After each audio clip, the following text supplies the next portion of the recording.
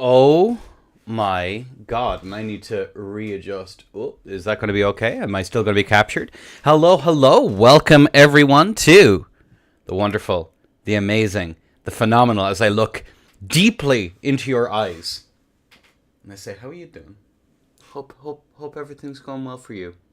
You got this, bestie. As we fade to black real quick. Welcome in Kai. Welcome in Gintoro. Atlas the Blue. Darcy. Skyn. Da Ando. Who else is here? Jackie Chun. Bean. I Must Conquer. Nikki. That's a hard one. Let's not go there. SK. Hello. Welcome in, everyone. Sas. Hello there. General Kenobi. Hello. Welcome in, everyone. We do have wonderful little tournament here. We're not going to look at the bracket because that's cringe. But we will take a quick look at our... I'm Christina. Hello, Christina. That would make an awful lot more sense. And an awful lot easier to say without saying bad words. We do have both of our players in, but let's do our usual shenanigans. Taking a look at the build. Wowzers. We have the Off Danes with the Halberd, my beloved, versus the Great Cat, as opposed to the Pretty Okay Cat. Nicely done. Yes, happy birthday to Christina. Happy birthday. A tourney win on their birthday, possibly on the horizon. Congratulations, as we're going to crack on with the match and keep no one waiting any longer. Hopefully, all of my overlays and stuff like that are working just perfectly as the bolt is out. The players rearing to go as they've been waiting very patiently. I thank them for that, as we are going to see that. Nom noms. What? Did he just eat a boiled prawn right off the bat? Alright, we'll play it out anyway, and then we'll ask the players what's going on here, as we are going to see the CR1 comes up over the top there, the jump R2, trying to get that true combo out, as we do see the wave dash is managing to connect to the end of that, getting the anti-air there with the standing R1. There's the side of our Darcy as a run R1 comes, getting that hit there into that standing R1 to get the hit once more, as we do see the whiff punish that has been restored, ladies and gentlemen, as we are now going to see the chilling mist. It's cold out there. It is winter times.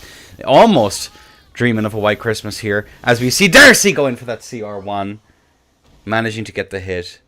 GG's, that's going to be a 1-0 in the favor of Darcy in our first 2-2. Darcy on match point. And now we're even with our modern technology. Our modern technology that I haven't fully fixed up yet. Let's just take a quick peek over here. Oh, I did not fix it up there. No, there we go. Oh. Can we fix it? Can we do it?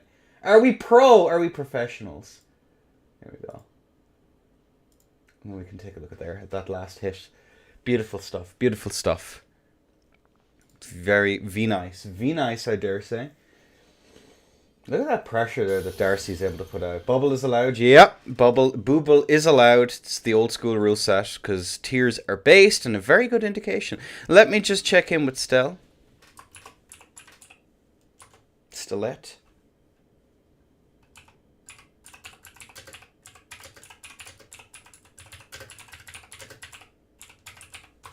Alright, cool beans. Nicely done. Let's crack back on now the rest of the round. Into a parallel. Gaelic Ireland has emerged by the 1st century AD. The island was Christianized from the 15th century onwards. During this period, Ireland was divided to many petty knightships under provincial kingships. 5th of the traditional provinces, vying for dominance in the title of High King of Ireland in the late 8th century to early 11th century, Viking raids and settlements took place, culminating in the Battle of Clontarf.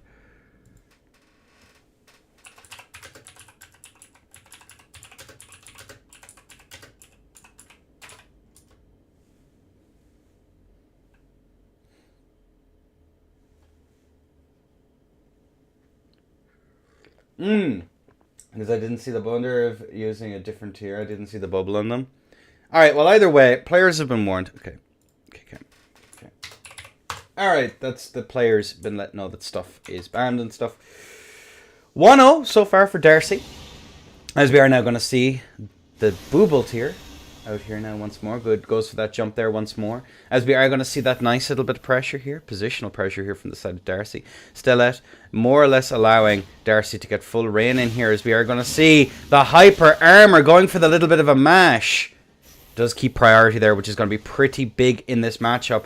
PSSS here, but the Sword of Light buff is going to do some pretty substantial damage, as we are going to see now that mash come out here from the side of Darcy into that anti-air, but unfortunately the super armor going to come in clutch.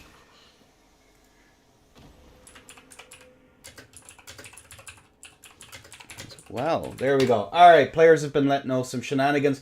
There's some slight divergences between my rule set and the current ERPVP rule set, because I think tiers are based. So we're just letting players know that some stuff is, of course, going to be done, and that's that. GG's both. All right, cool. That is going to be the first round done. Darcy with a 2-0 sweep.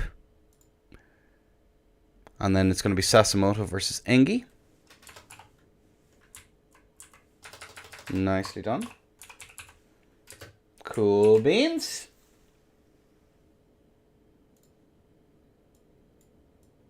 There we go. Let me update all of that.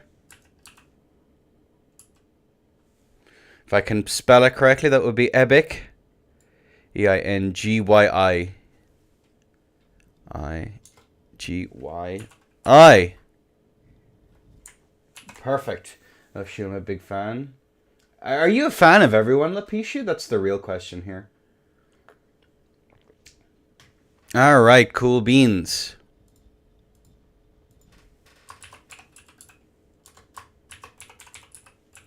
Into the moto. Nicely done. Cool beans. We can transition over.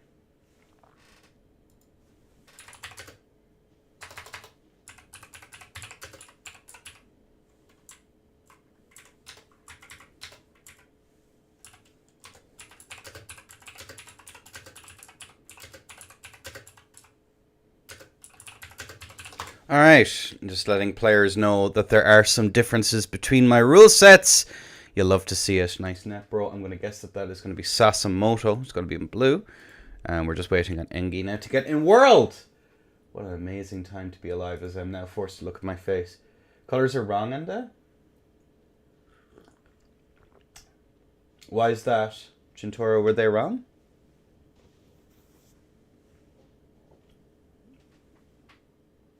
Oh, they shouldn't be. Red, yeah, both players should be right. Me being late as always. It's good to have you in all the same, Gintoro. Good to have you in. Hope everyone has had a wonderful week.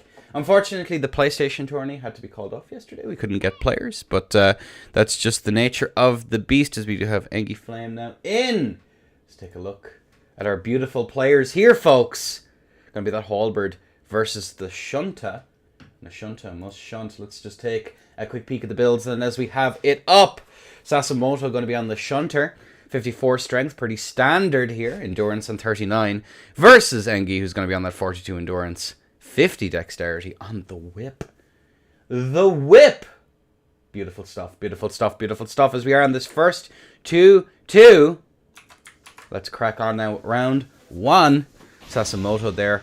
Going for the physic, both sides going for their physic, in fact, as we are going to see that jump over the top now. The whip, trying to keep up that little bit of pressure, as we do see another little bit of a hit, but that hyper armor is going to come in clutch in this matchup here, as it's just going to mean that we aren't going to be able to see an awful lot of the poise chip shenanigans that otherwise would be needed in order to make this setup function, but we do see that jump R2 come out over the top here, as we do see that run R1, trying to get that, but Sasso's been playing a little bit of that Dark Souls 3, as we're not going to see a swap over to try and get the poise, as we do see that backswing there managed to just about connect here.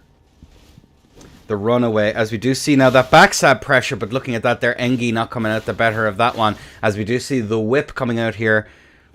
The old school Ash of War coming out there to get that extra little bit of damage jump over the top there. We do see that whiff from Kilo, as we do see now the whip coming out now once more into that off axe. And we do see Sasimoto going for that nice little bit of pressure. We do see the attempt there to capitalize on the poise chip, but not going to happen. 1100 to 1500, as we do see that jump R1 coming out over the top. However, Engi going to be clipped, but far from shipped here, as Sasa's going to try and keep up that pressure into that little bit of a trade there, but very much going to be in the favor of Sasa, as the tier has now been procced. Engi trying to backpedal there, but unfortunately the wall says no. Sasso getting the anti-air. 152, tries to go for that roll catch there now once more, but it is not going to pan out, as we do see the swap back over onto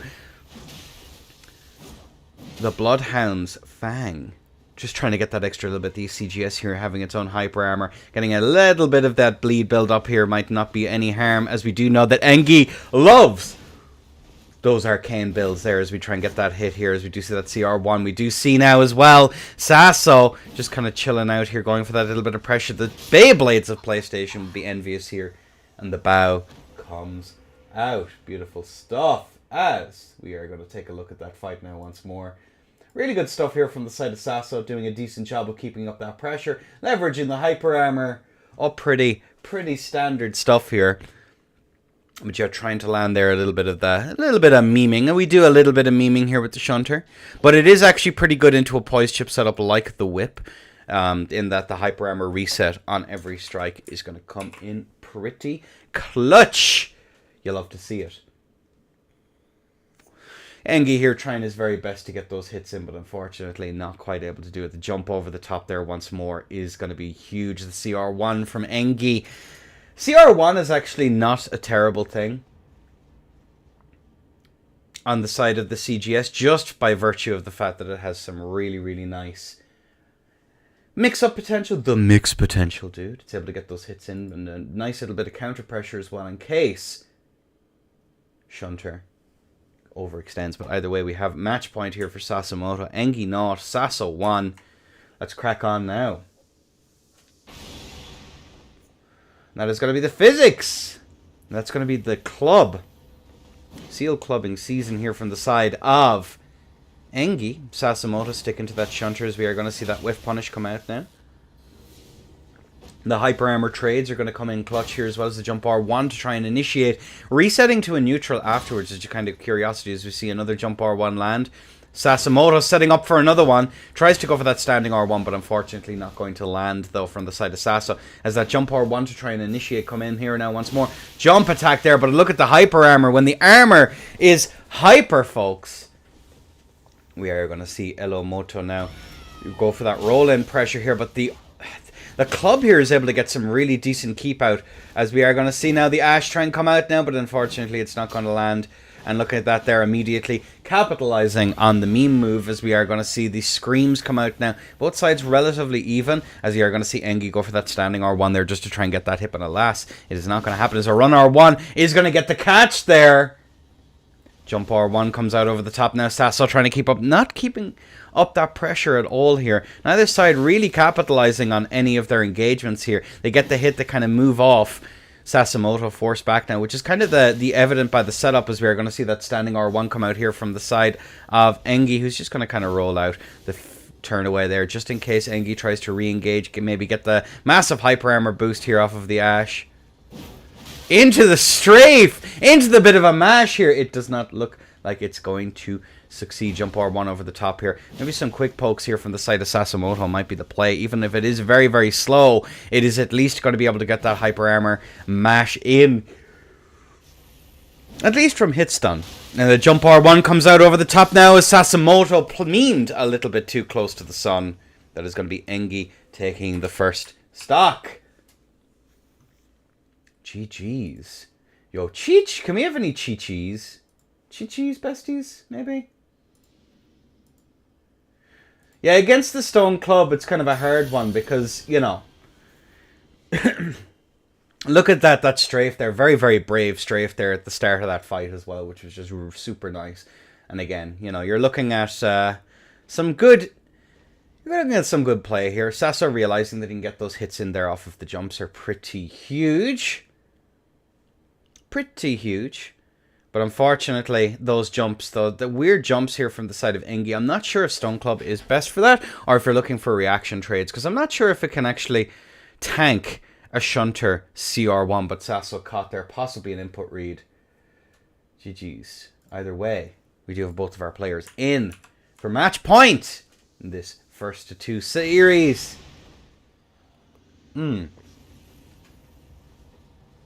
As a jump R1 managing to land there, Sasso probably needing to capitalize on those a little bit more. Looking at that pre-space out there, recognizing that Mash was going to be coming out. As we do see that Hyper Armor come out there, evening this out just a touch. But unfortunately, Engi's a little bit too far away into a jump R2 trade. But look at that, it is starting to even out slowly but surely. As Engi's going to get that anti-air there. It does seem as though Engi's tier is now gone, as that 776 on the board as a run R1 comes out here into that roll in, into that jump R2 here from the side of Sasso, but the standing R1.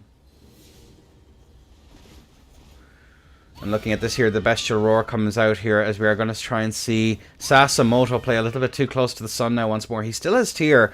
But that's not to say now that a red feather swap here from the side of Engi mightn't even this one out. But unfortunately, the win condition here for the Stone Club is going to be pretty rough, as that is the tier now going to be gone. Into that run R1, it is not going to land, though, unfortunately, here from the side of Sassamoto. As we do see the scream, but the trade comes out. 319 to 0. Sassamoto takes the W. GG's. Look at that, we have our instant replays here as I cleaned out my folders to try and get to all these things. Is Godskin banned? Nope. The sets are slower though to try to make up for the fact that Godskin is going to be doing some really good work here. We have where I'm kind of going for shorter sets here for some of our tournaments. We're just testing it out to see how it pans out. But yeah, Godskin is not banned, and nor will it be for a while. I like that it encourages some degree of aggression. Alright, it's going to be 2-1 in the favor of Sassamoto. Keep in mind, there is going to be a loser's bracket as we move on now to blue, who's going to actually be blue. There we go. Versus Conquer. A new player on our little series, our little series that we've got going on here. Conquer. He came, he saw, he conquered. Here we go. Cool. Let me just at the players real quick.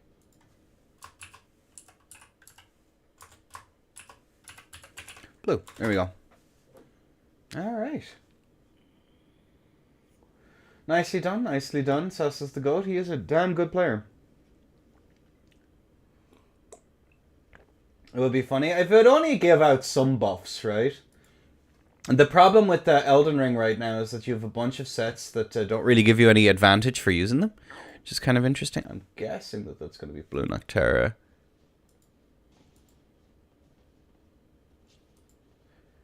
And I'm going to guess is who? Let me just check now. A little bit of admin real quick. Let me just make sure that we have who we have. Yeah, it just seems that's Blue Nocturne.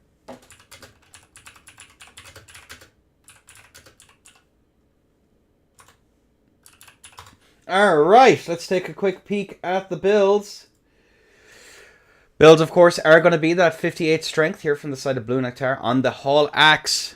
Very, very cool setup. On a little bit of an old school setup here from the side of Conquer with the PS Nobles. Going double decks, probably going for that double buffs.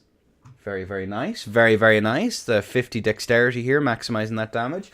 What I've generally found is really nice if you're not going to double grease is to actually go for the lightning in one and then have the other one in the other one. There we go. GG's.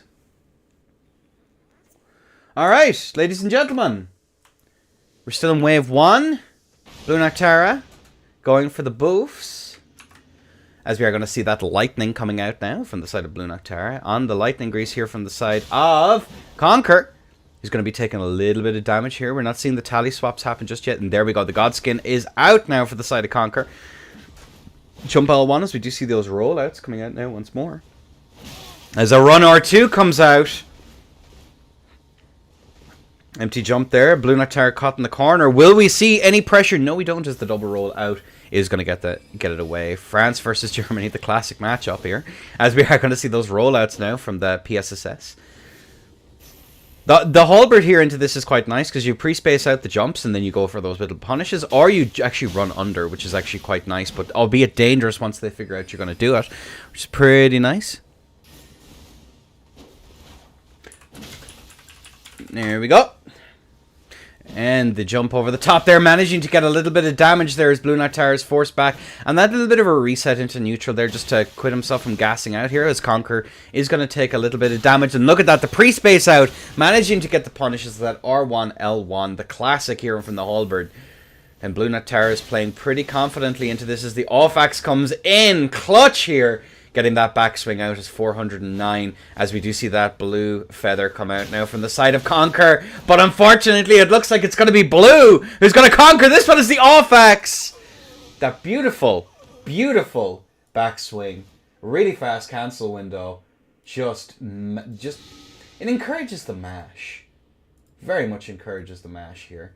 And look at that there. We can see it in 4K now once more. GG's to both. So that is going to be Blue Knight Tara taking the first stock. Beautiful, beautiful.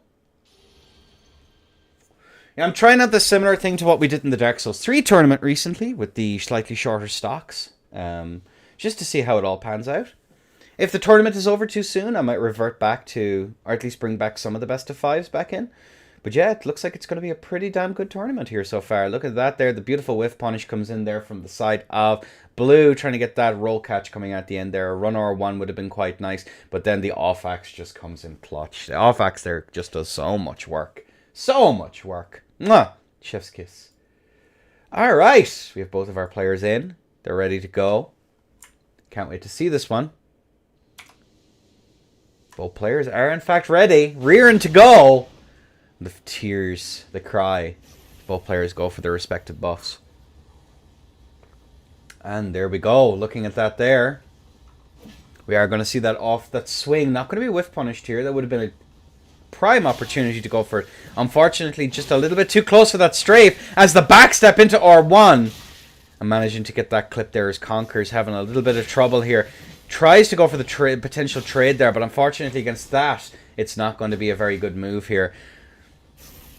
Blue doing a decent job here of just playing the slower game, trying to wait for the other person to come to them. And jump R1, jump R2, getting the true combo there off of that. Very nicely done, especially with Conquer up against the wall there. Gives him a slightly better arc there to try and get those hits in. As we are going to see now. Blue Knight Tara going for that little bit of a whiff. Conquer here, not quite sure how to engage. He has to play a slow game, play off the strafes, go for that nice little bit of damage. Unfortunately, it seems that Conquer not used to that pristine latency here on Seamless. Is that beautiful? PSSS is garbage into Hull.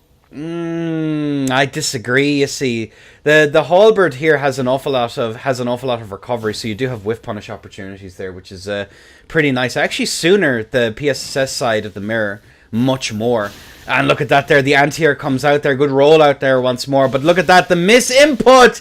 670 HPs on the side of Conquer, but that is going to be the swap here. He did, technically speaking, use a little bit of that regen here while the blue feather was active, but we will let it slide.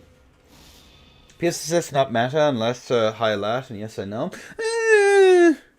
PSSS, anything that has recovery, it's really nice into. Obviously with the damage being reduced, yeah, I can see it going in the favor of Halberd a little bit more.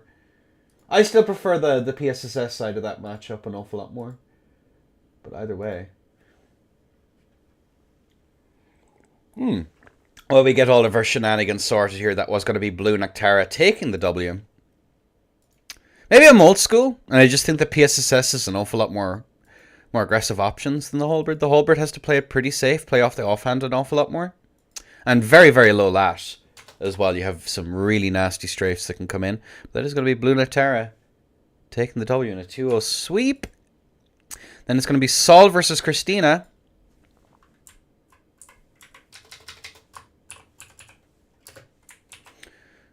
Christina.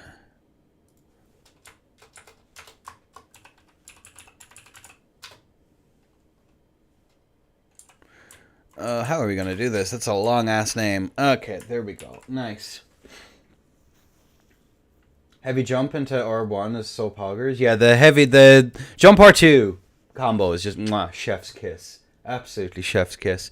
And now happy Bennett, can we all wish?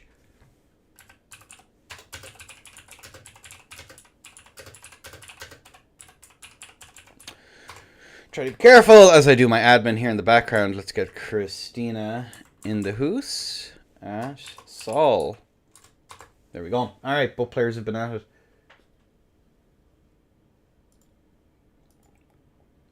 The only thing I don't miss are full Lionel, Imp, Head Corpse, Abominations of PSSS. PSSS, people still... PSSS is a real setup. Still, to this day, I will die on that hill. I will die on that hill. The PSSS is still very much real. It's not quite as good as it used to be, obviously. There's a bunch of things that have made it not quite as good.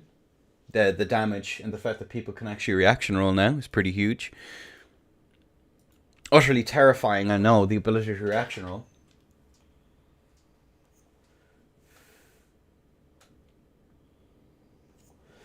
Piss wins into Halberd Diamond now that Flamestrike is banned. It's an awful lot. It was a 50-50 before, and PSSS might slightly lose now, I think, maybe. Super viable wise, yeah, well, I mean, like, it's still within that tier. It's just gone down half a tier, which is, in this game, means that it still beats half the setups in the game. And when I say real, I mean that if you were to go into a competitive bracket with PSSS, you'd still be in with a chance to win. You're not throwing. PSNV different though? It's not as different as you think. There's certain the meta has slightly more variety, but I think that's just the player base more so than anything else. And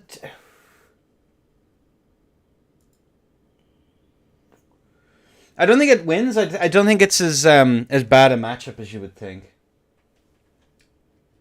Yeah, and to be fair, it hasn't been a top setup since like very early 1.10. To be fair, even though it did have nuclear damage, it's lost an awful lot of its charm. I'm still waiting on Christina. Probably has the party hat on, ready to go. Viable enough to beat him. It's kind of like the same thing with LGS. I feel that it's super predictable. You kind of know what's coming, but it's just not quite there.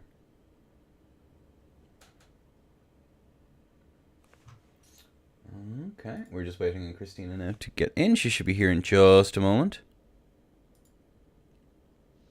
All right, well, it's going to be the UK versus Peru, the classic matchup. Any friends? Only buddies, Foles. There's only buddies in chat. That's how it be. Alright, let's just take a quick peek at the players, what they're rocking. We have Shamshir from the side of Christina. Christina's been in these tourneys before. It's been a long time since I've seen her. Not Peru? Where are you from? Is it Chile? It's Chile! I'm so stupid. My apologies. Let me change that on the challenge then real quick. That's really funny. I don't know how I messed that up.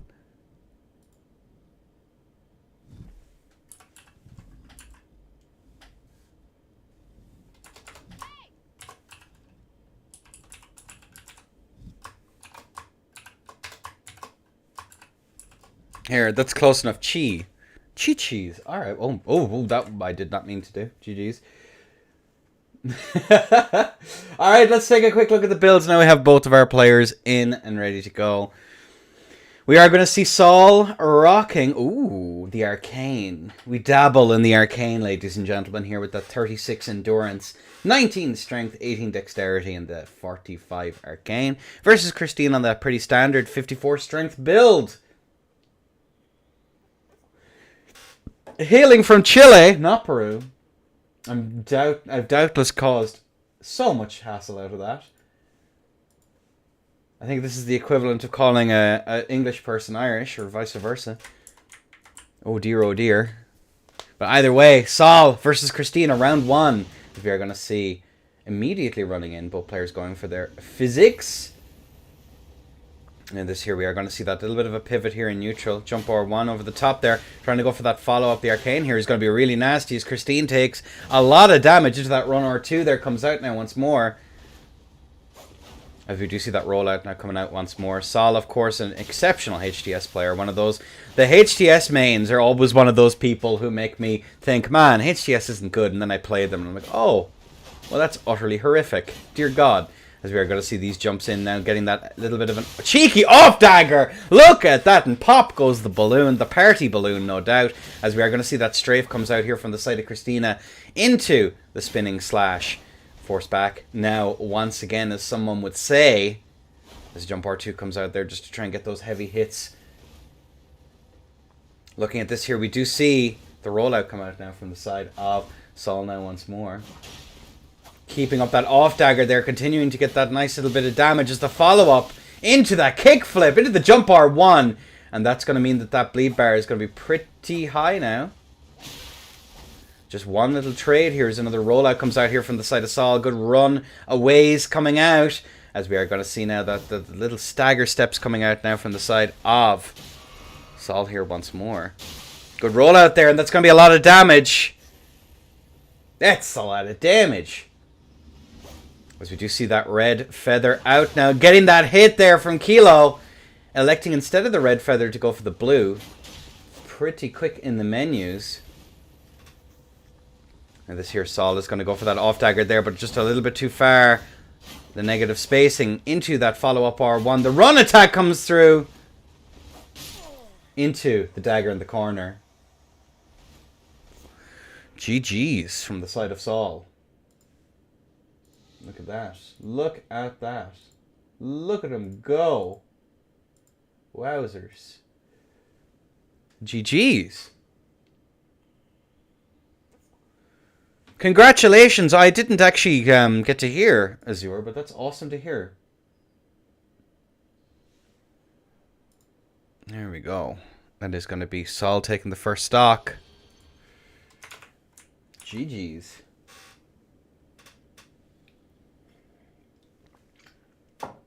Alright, and look at that, the spin slash there. Not a terrible showing here from the side of Christina.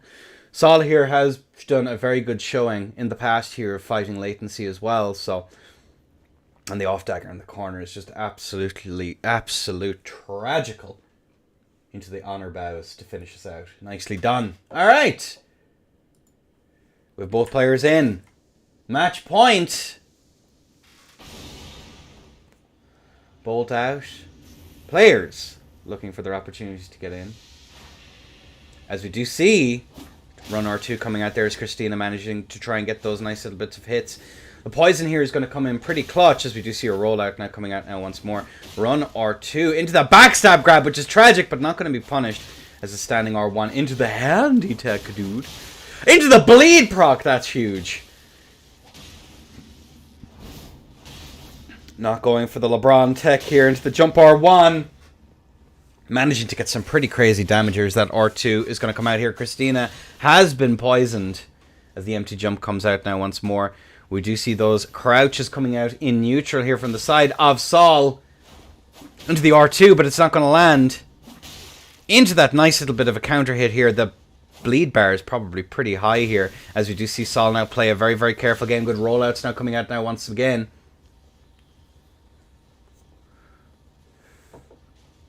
Into that run R1, into the off tag, into the mash, the bleed proc! Possibly rolled there. As Christina is now horribly low, but the trade comes out, and that is going to be Sol taking the W in a 2-0 sweep once more. Who are you going to call? Sol. That's who you're going to call. Alright! That is now the HCS player, so automatically shitpot here. Amazing. Always nice to see the ERPVP community having some amazing takes. Alright, let's take a look at that match. Oh. Alright, into that off dagger. No more speaky. Finally, an ERPVP taker, an ERPVPer with a decent take. Atlas continue to be based. Powerful stuff. All right. We are now going to move on into losers bracket. Losers 1. Taking the L's. All right, and who's going to be that? That is going to be IFNY.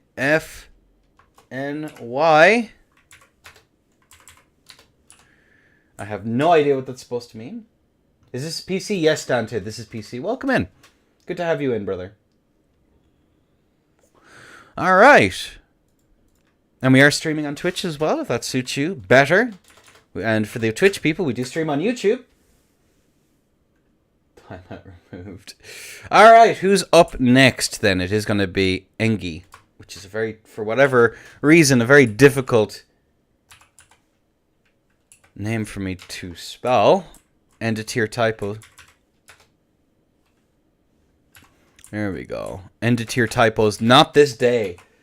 Thank you. No, it's good to have you in, brother. Yeah, this is a PC tournament. And now the first of the losers bracket. These are done weekly as well if you're going to be interested in joining future ones. Tourney Talk, Fight Night PC. Let me just add the players real quick.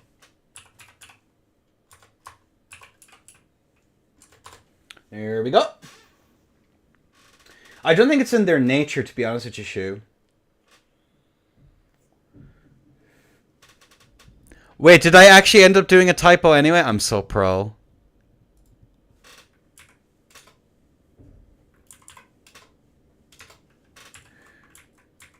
What? I'm still not as good as Zero versus Dark Soup. That was still my crowning achievement. GYI. GYI. There we go. Alright. What's your favorite Elden Ring flower? The one that I gave to your mom last night. That's my favorite one, Darcy. Alright. We're just waiting now on the players.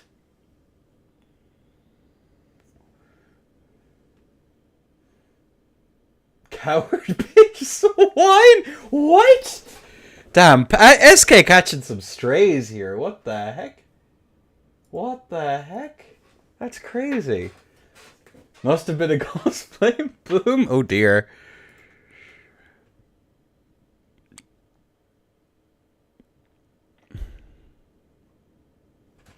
Alright, let me just see. You see some EU mental here in the tourney chat. Phenomenal stuff. Phenomenal stuff. Oh my god. Can I just say how sad it is consistently to see corner pressure? We were talking about this earlier. Oh, wait, which one do I have? There we go. We were talking about this earlier, that like corner pressure in ER is just like a tragical thing. Positional advantage doesn't matter half as much in this game, which is pretty sad. It was like when I was playing the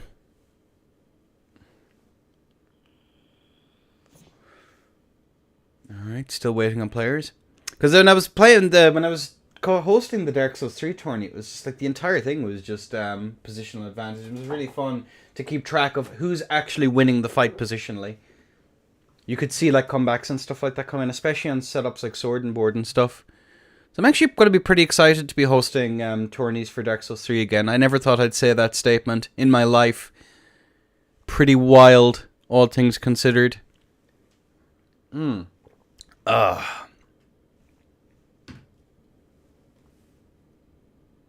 meow, meow, meow, meow, meow, meow. Indeed.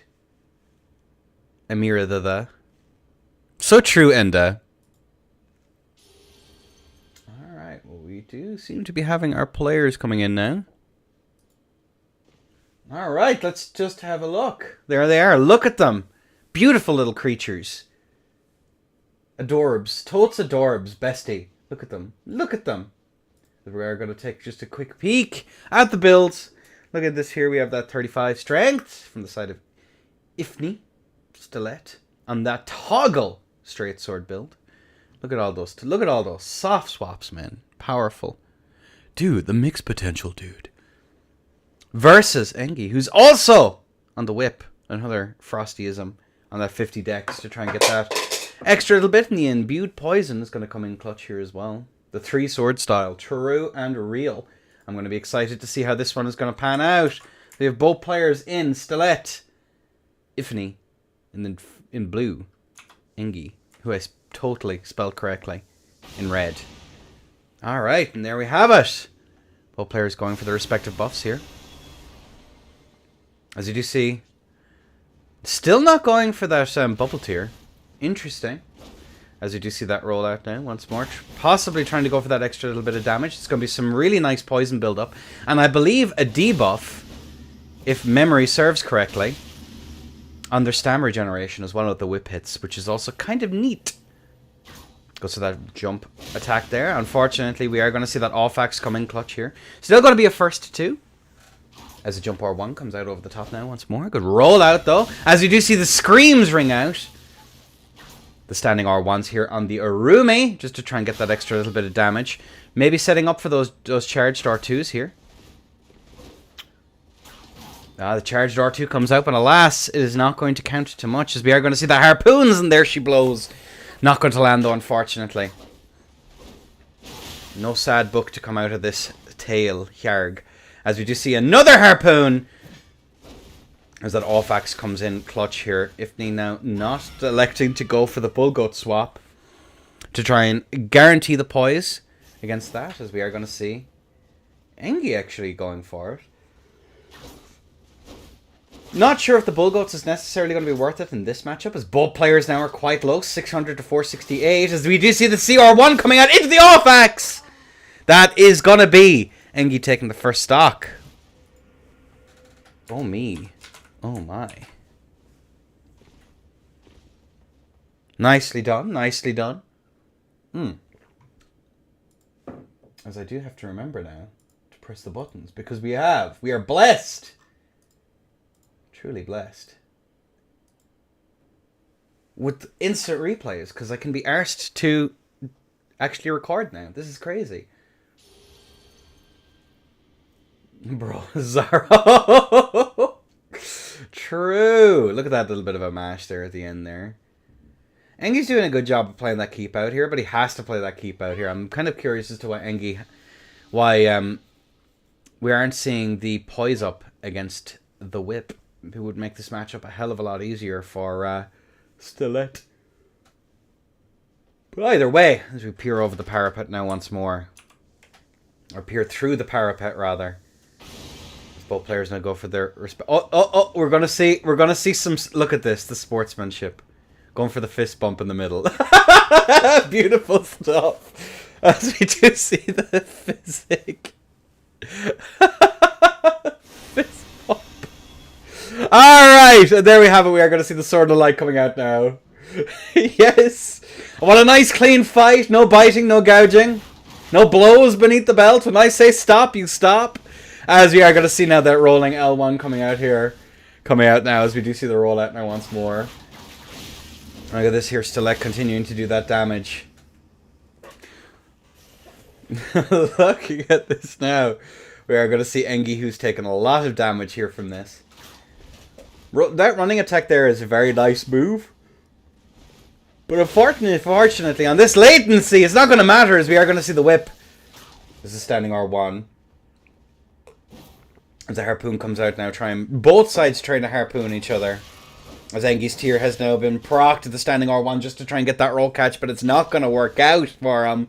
As we do see Stel going for those empty jumps in there, but unfortunately the super armor going to catch him with the trousers down. You do see both sides now resetting into neutral.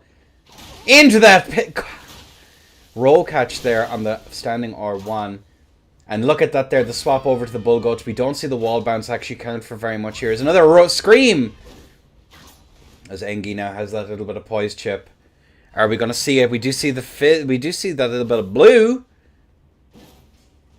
Even though he's red, this is crazy. My mind, as both sides are basically one-tapped here. The Sword of Light buff has worn off here, which is going to be huge. Into the off-axe, and that's going to be Engi taking it. GG's. WPs. Shake the hand. Well played to both. While we get all of our shenanigans set up here, let's take a look at that beautiful match now once more. There you go. Alright, let's take a quick peek then at who's on next. It's going to be Conqueror versus Christina. Again, Birthday Girl versus the newcomer. Love to see it. 2.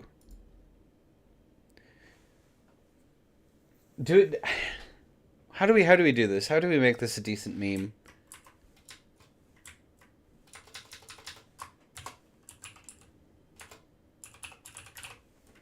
There we go. I don't have any party hat emojis to put over it. Otherwise, this would have been epic. Maybe during round 2, we might set it up.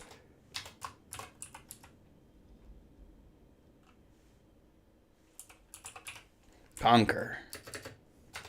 All right.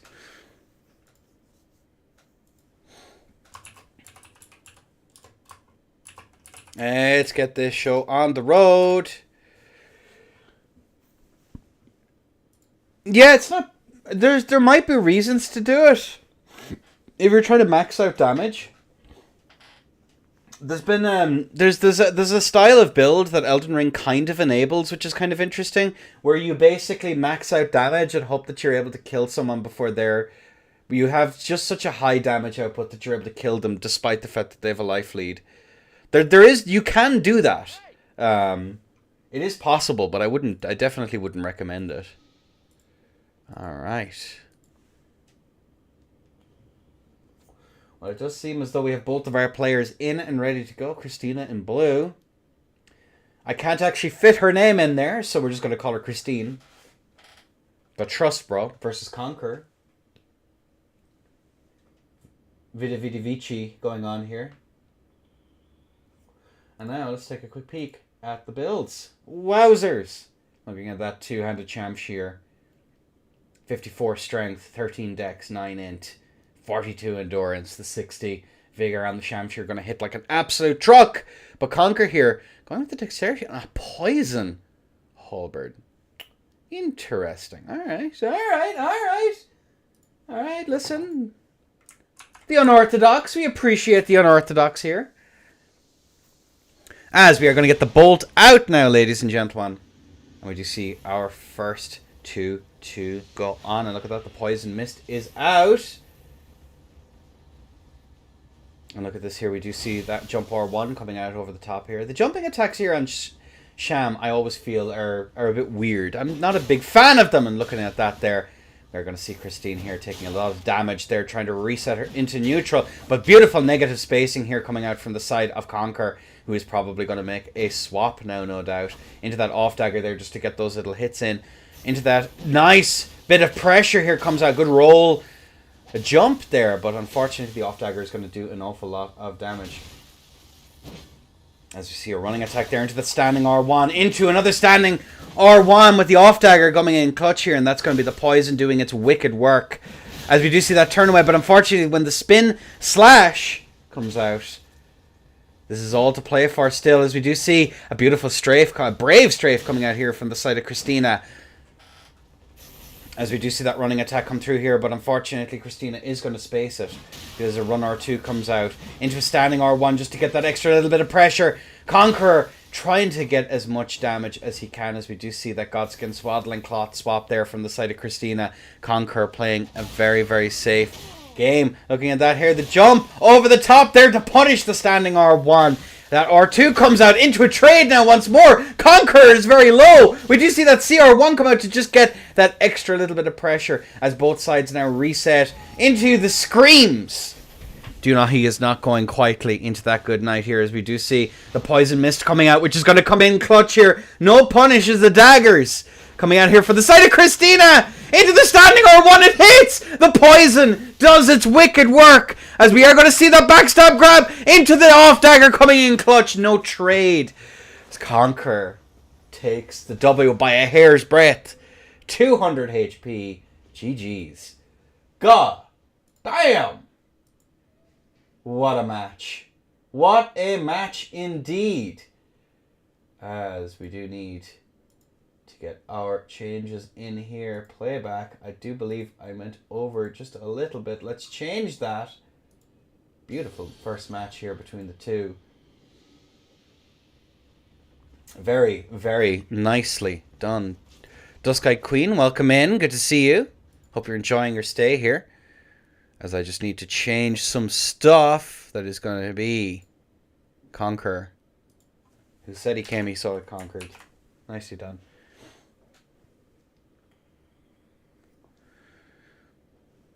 Great to see another Den map pop up. Popped in to show support. Yeah, hell's yeah. You've been doing...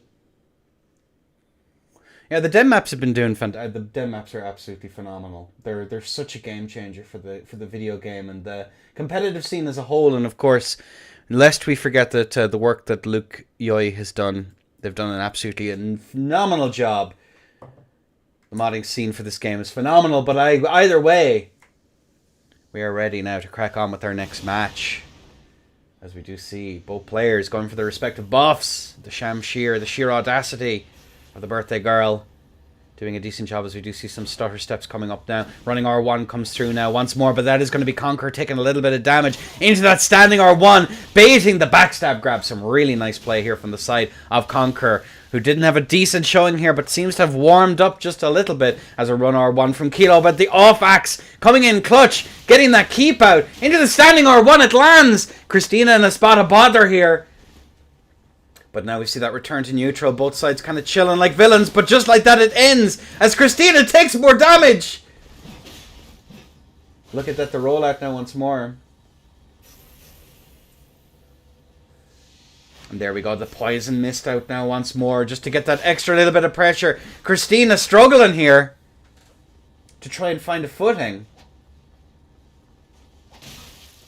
As the off-axe comes through there now once more. Into that off-axe once more. That is going to be the tier gone. Christina still getting that little bit of regen here. But I don't believe Conquer has taken all that much damage at all. Nor do I see Talisman swap here. And a very old school tally layout as well. As we do see that jump attack finally bear fruit. As a bit of negative spacing comes through here for Christina. Still managing to even this one out slowly but surely. But with that tier, there's a jump R1 over the top there. There's a running attack there from Kilo. Not going to land. As that off-axe managing to get a nasty bit of a hit in there. And the poison mist once more just to guarantee setups there. As you see a little bit of a T-sync there from the side of Conquer. Into the standing R1. Getting another hit. Into a standing R1. Oh me, and the R2 comes out. Is it going to land though? Christina's very, very low. There's a jump R2 into the off-axe. 4-6. GG's. WP's. Question mark?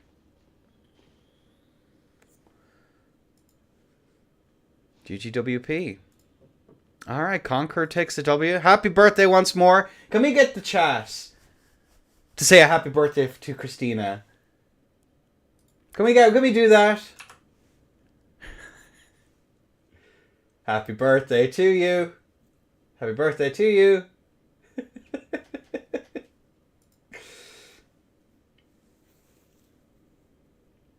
If you keep asking that question, I will time you out.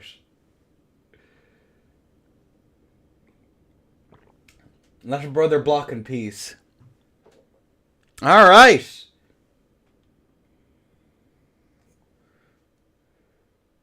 The rolls just got me laughing. No worries, dude. Well, GG's to both, and we are now going to move on to Wave 2, where we stay on. First threes, if memory serves me correctly, and so it will be. Best of 3 for round 1 and 2. Because it's going to be Darcy up first versus Sasimoto.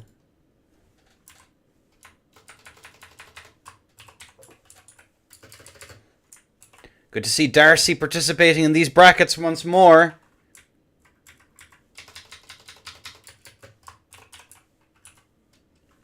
Sasso. There we go. Oh shit, it is you. Real and true.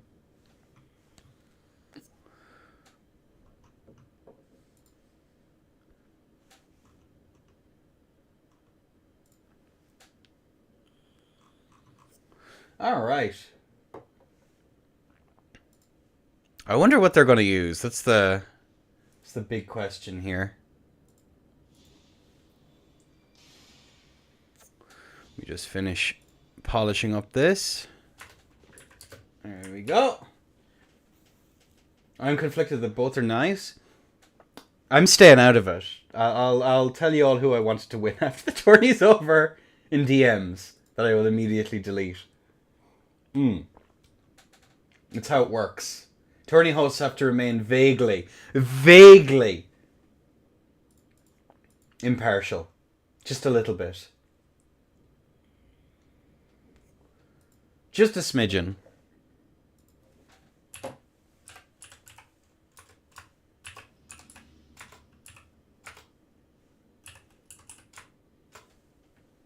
Two goats fighting only ends one way.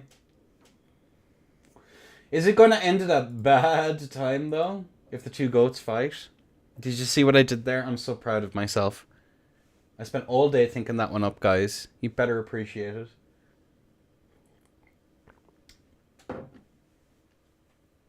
Yeah, Darcy's done well in pretty much any of my brackets that she's participated in. Very, very good showing. And so has Sasimoto. But we'll see what jank. We'll see what jank Sasso's going to bring. That's going to be the real question. And either way, and see you all. No worries, Christina. Good to have you in, and thank you for the follow. And same, I Must Conquer. And Dante S. Infernus. All of you, thank you so much. Support's been amazing. We're just waiting now for our players to get into position.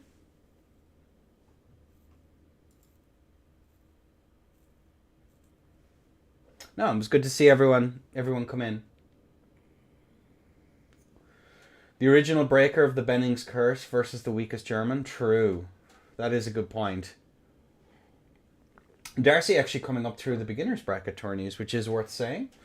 I'm not sure if both of them can be seen here. Let me just actually see if the builds are on. Yes, they are indeed.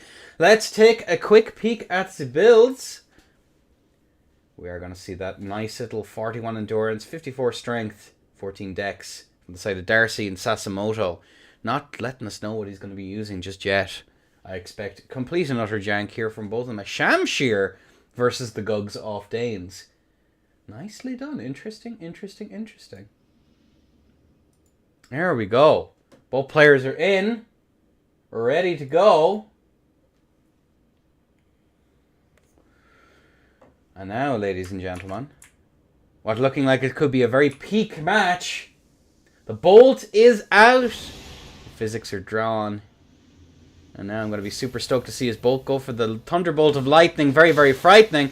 As we are going to see that standing R1. Good jump R2 over the top there. But the screams coming out here from the side of Darcy. As we see that off Dane's coming out now to get that get a little bit of a kick in. Give him a boot up the hole. Keep him awake. As you do see that jump R2 come out now once more. As we do see Darcy now chilling out in neutral. Going for these stagger steps. Sasimoto here tries to go for that running attack, but it's probably not going to happen here. As we do see now Darcy chilling out in neutral. Who is going to be clipped for just a little bit of damage. Trying to force a roll. As that's going to be a hit here. Tries to go for the quick poke, but it's not going to work out. As we do see Sasso jump over the top there once more. Going to punish the grease here. As we do see that roll out there, but another scream coming out. Darcy has taken a lot of damage here. And looking at that, the CR1 comes out now into the empty jump right over the top there. Unfortunately, the Danes there getting that nice little bit of a hit, but Sasimoto going for the jump over the top, getting that nice little bit of damage there. As we do see Darcy going for these crouches, trying to force something that she can work with. As we do see now, these crouch cancels here just to get away as a little bit of a runaway comes out there into a trade. Sasimoto taking a lot of damage into that poke that comes out now once more as a run attack comes through into that nice little bit of a whiff punish into the Danes, keeping up that, you know, little, you gotta get put leg day in there, folks. It's very, very important as that jump attack is going to land. Darcy takes another little bit of damage into the Danes. Into that CR1. It's going to come through. Good roll discipline comes out here now from the side of Darcy. As we do see the swap into the Horfrost Stomp there. The classic to try and get that little bit of damage into another Horfrost Stomp. Unfortunately, Darcy is going to be put down. GG's to both. What a round. My God. Lads, don't do this to me heart. The Gugs almost able to actually get that punish in there, but unfortunately, Bestie just not quite able to do it. Unfork. And there we have it. Fun round. Hells yeah. Close round as well. Both sides pretty much neck and neck there. The Danes doing a really good job there. I think trying to get that punish in there with the off Danes. Very, very close in the corner. But I actually think the CR1 might have actually come in clutch there. I'm looking at this. It is going to be Elomoto taking the first stock. GG's to both. GG's to both. Yeah, the Hoarfrost stomp there is interesting, not going for the Divine Beast stomp there, but maybe just the startup being a little bit lower is probably the play. And unfortunately, Darcy, just before she got the jump in, did get hit. You hate to see it. But either way, we have both of our players in and ready to go. As you see the swap over onto the side from the side of Darcy. Let's see what our players got for us. As it is going to be Shamshir versus Side, as both players go for their respective buffs. Looking at this here, we are going to see these stagger steps coming out here. The standing R1 there, just to try and punish an attempt to jump. Good rollout there comes out from the side of Darcy, as we are going to see Sasso play a very, very careful game into that CR1, into the standing R1, just to keep up that pressure, into the CR1 again, into the super armor coming in clutch, into the chilling mist. It's going to be Sasso taking an awful lot of damage here. Darcy, though, playing very, very scrappy into that anti-air.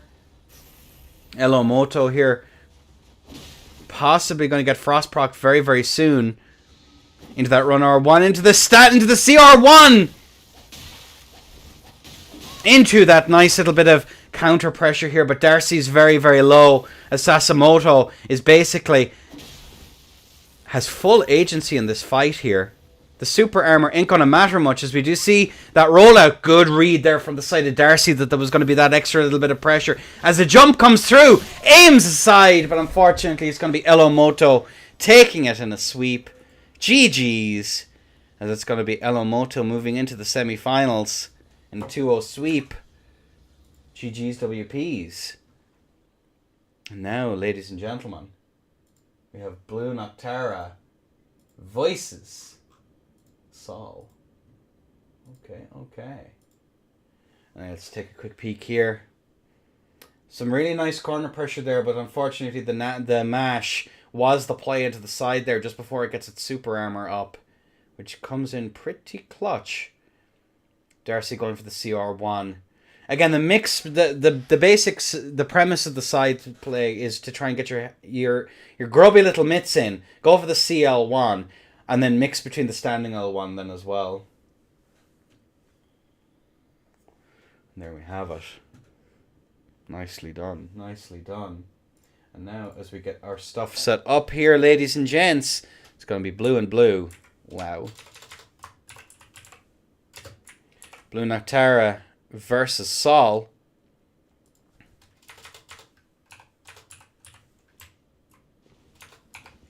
All right. Good show, good show. And it does seem as though we have both of our players in. Nicely done. Let's take a quick peek at them. What are they doing? Very nicely done. Very nicely done. It does seem it's going to be Sheer versus the HTS.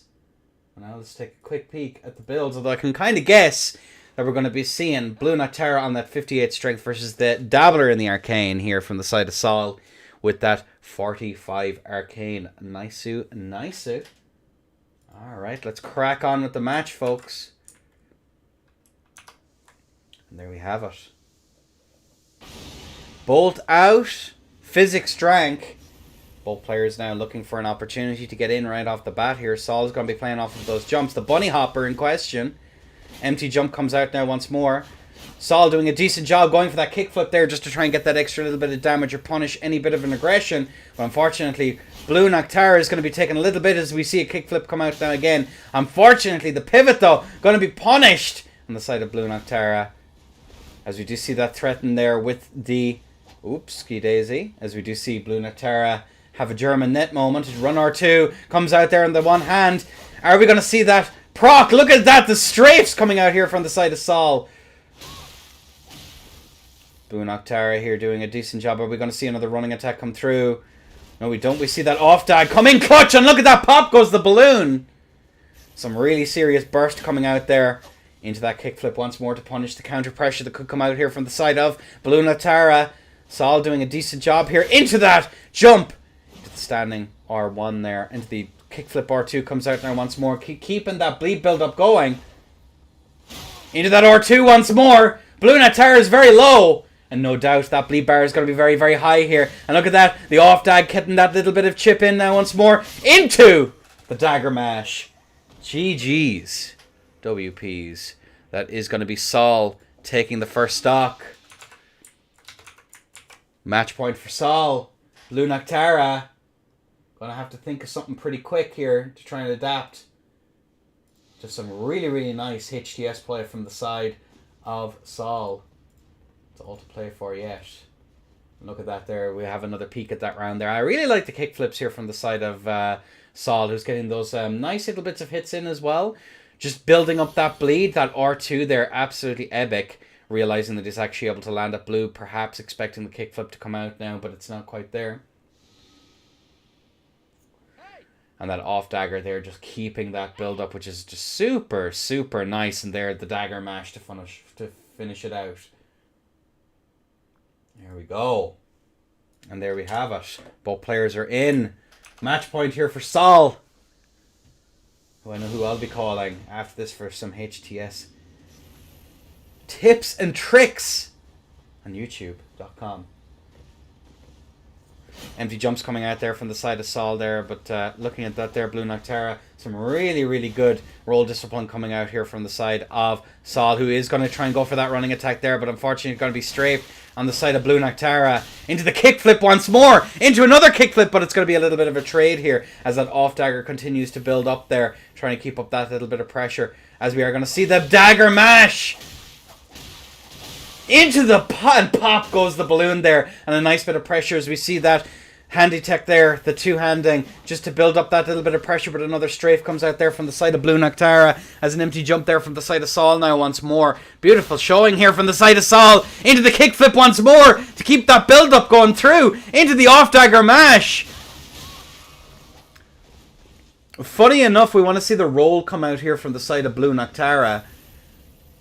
Roll out so we can actually mash into Sol, but when he's this low, as we do see the katana coming out there to try and get that last hit in.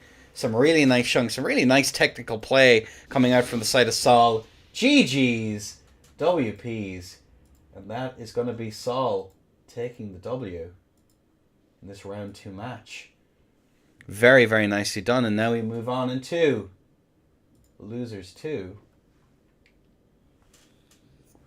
Yeah, some really nice technical play there comes out from the side of Sol. Very, very nice technical play. And I'm a sucker for that stuff. There's a reason I really, really enjoy watching both Prepare to Die and Remastered Dark Souls 1. It's really, really fun to watch because it is just that technical. There's so much going on. And it's really reminiscent of it in a whole lot of respects. Yeah, the feints are really, really cool. I dig it a lot as well, Darcy. Either way, it's going to be Blue Noctara versus Engi. Blue is going to remain blue. Engi, bad red man.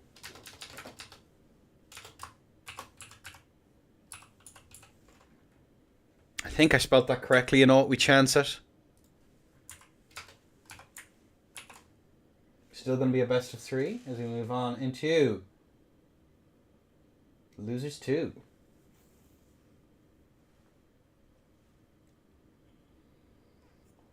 Alright, we're flying through this event here. I'll be asking for feedback after the tourney on the best of 3 format. Obviously with Seamless, it means we can fly through fights. So yeah. Blue Noctara versus Engi. Nicely done. Alright. Let me just add the players here real quick as opposed to shit posting it in the Discord. And if you do want to keep an eye on these events and join in future ones, please do join the Discord. We put out our tournaments every Sunday, although I'll be looking to try and get them out tomorrow for next week's series of events. Fight Night for PC is usually on Wednesdays, and the Fight Night for PlayStation is usually on Tuesdays. So,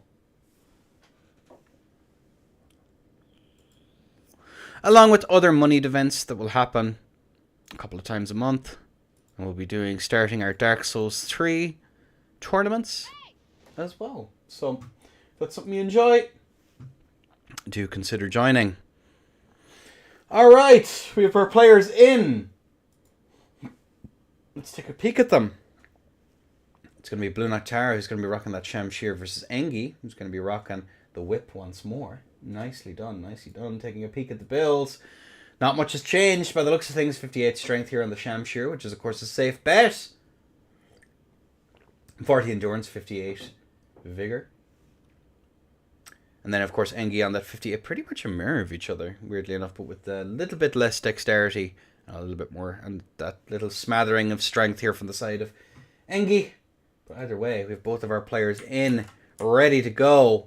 Ladies and gentlemen, in the 3, 2, 1, allay! As there we have it, we are going to see the physics coming out now from the side of both of our players. See that off axe now once more.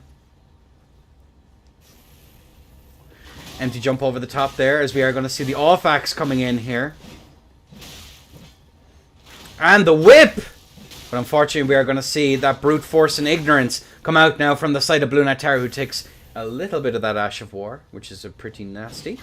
They jump over the top there once more just to try and get that little bit of a hit in. That end bonus.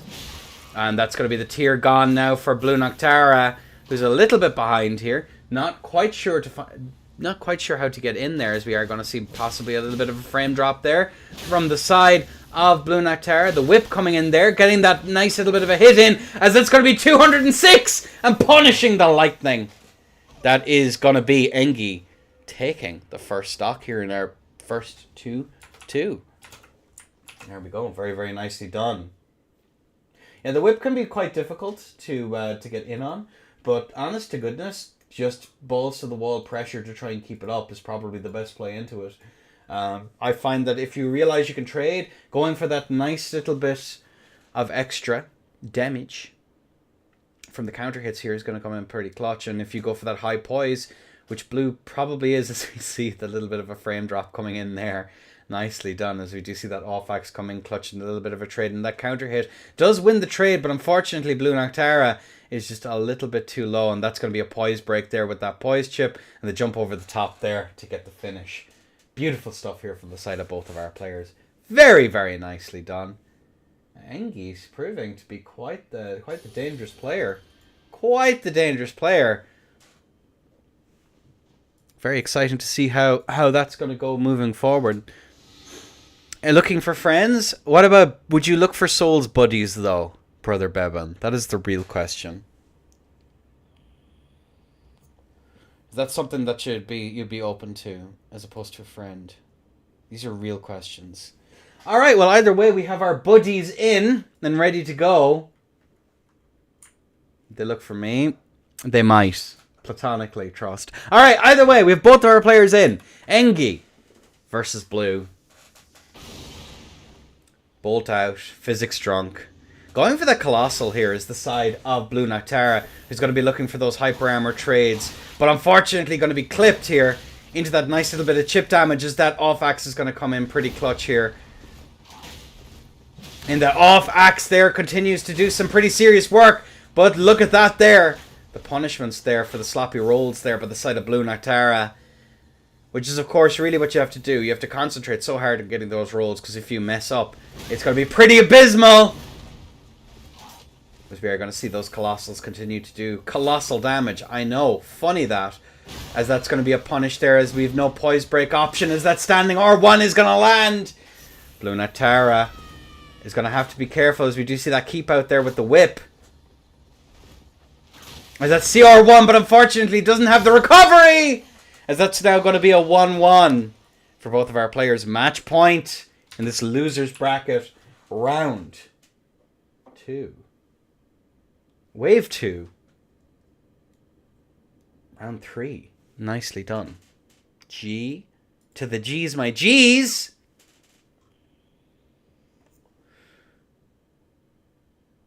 Nicely done. Beautiful, I dare say. And I may have been too slow off the mark for that replay. Does look like I may have been. Yeah, just by a hair's breadth. Catching just the end of it. Unfork, bestie. Alright. Alright. Both players are in and ready to go. I hope you're as excited as I am.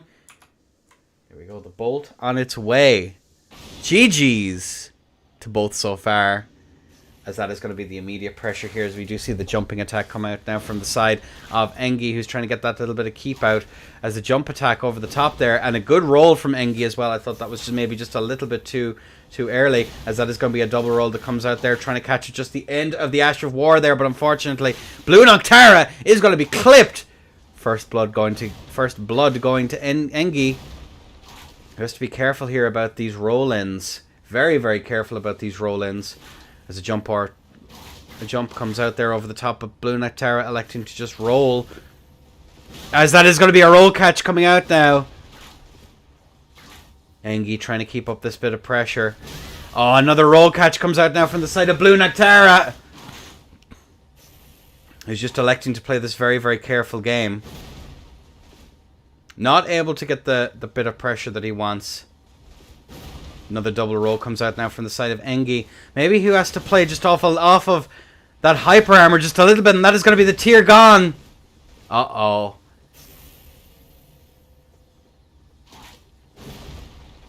We're going to have to see that off-axe come in clutch here. The off-axe is going to be the key to winning this. As we do see a little bit of counter pressure coming out now. As that whip comes out now once more. Look at that, the wave dash is in neutral. But the off-axe is going to be punished. And that is going to be Blue Noctara taking the stock pretty confidently. They're 2. Oh. GG's. Nicely done. And let's watch that match back. As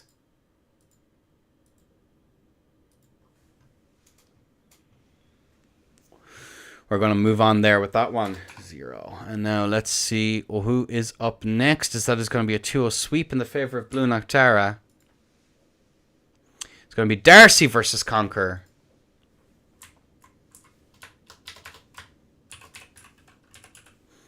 Nicely done. Voices. Conquer.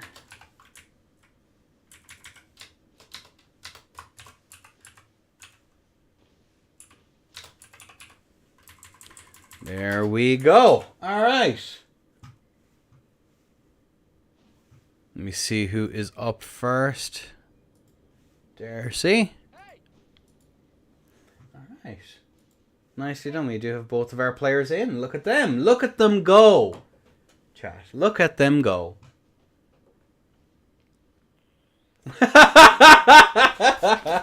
The sportsmanship. All right. Let's take a quick peek at the builds, although I think we have a fairly good idea here. Conqueror here, rocking that 50 dexterity, 45 end, and 60 vigor, rocking the poison Haldag.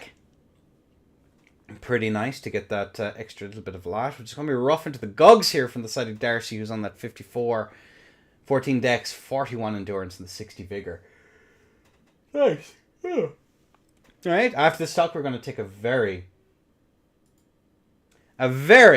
quick break after this round, but either way, we do have both of our players in, ready to go. And the bolt is out. As we see the thunderbolt of lightning, very, very frightening me. Empty jump over the top there to try and get that little bit of pressure right off the bat. Darcy going to go for that running attack there. It is not going to land, as we do see that CR1 come through. The dagger here is going to come in clutch, as we do see a trade come out down to the off-danes. Tries to go for that roll catch, but unfortunately the recovery just a little bit too slow. As we do see a whiff punish come out into a quick poke there from the side of Darcy. Conquer! Vida Vici! As that run R2 comes out there from the side of Darcy. As a halberd run R1, L1. Into the jump R2, which is going to land. But Darcy's taking some serious damage here. Into the mash. Oh dear, oh dear. Darcy with a substantial life lead here into the CR1, who manages to land it. GG's. Oh me, oh my. What a commanding round here from Darcy's scout. What a commanding round indeed. Owie. As Darcy takes the first stock. This first to 2. There, the running attack there once more. As we do see that standing R1 coming out there. Into another one. Gee, the R1, L1 combo, managing to get that little bit of an anti-air there. But Darcy, once she's able to get in, goes for that jump R2, which is pretty brutal. And the jumps here are pretty lethal, but Darcy does have the ability to mash into that halberd. We have to see that off dagger play come out here from the side of Conquer. The off dagger here is going to be pretty brutal, but he's gotten so much utility out of that R1 there from the halberd that I'm not sure it's really going to matter. But either way, we do have this next round in. Darcy, 1. Conquer, Nihil. And a 3. And a 2. And a 1. Allay. Nicely done here from the side of both of them. As you're going to see Darcy get that little bit of chip damage right off the bat. About 100 damage. Forcing a swap here from the side of Conquer. Who is going to go for that little bit of extra HP there. Who's now back up to full. Are we going to see the talisman swap? We are not just yet. As Darcy's going to be keeping up that pressure. Beautiful strafe there on the halberd into a run R1. Goes for that roll catch. Actually managing to get it into the off Danes. Tries to go for a little bit of a mash. But unfortunately, it's not really going to matter here. The toggles there to get that extra little bit of... Not toggle, sorry. Two-handing there to try and get that extra little bit of... Recovery is going to come in pretty clutch as we are going to see Conquer now forced back now once again. As we do see Darcy go for that one hand there just to go for that trade. Conquer is very low into the off Danes. Tries to go for the roll catch. Not going to matter though as we see Darcy swap over onto the Danes into a trade. GG's into the honor bows to finish it out. My lord. Guggs is not out of it yet. By the looks of things. Oh me, oh my. As Darcy takes the stock. Nicely done. Very, very nice showing here from the side of Darcy Scout. Scouting out a win here despite everyone's best efforts. The Guggs too strong. Please nerf. And that is going to be Darcy taking the stock. Taking the round. GG's WPs. And we are going to take a very quick break here as we move on to the best of 5s. For the semi-finals. I think it's best of 5s I decided to go on this. I think so. Let me just check now. Double check. There we go. Nicely done. Beautiful showing. Yeah, semis are going to be best of 5. Alright. But we are going to take a very quick break, folks. Just a very, very quick break. Hope everyone's been enjoying the tournament so far. We'll be back in about 5 minutes. Once I've had my little cup of coffee. And then we will talk to you after this. So, chat to you in about 5 minutes. Enjoy. Hope you all enjoyed. Okay, bye.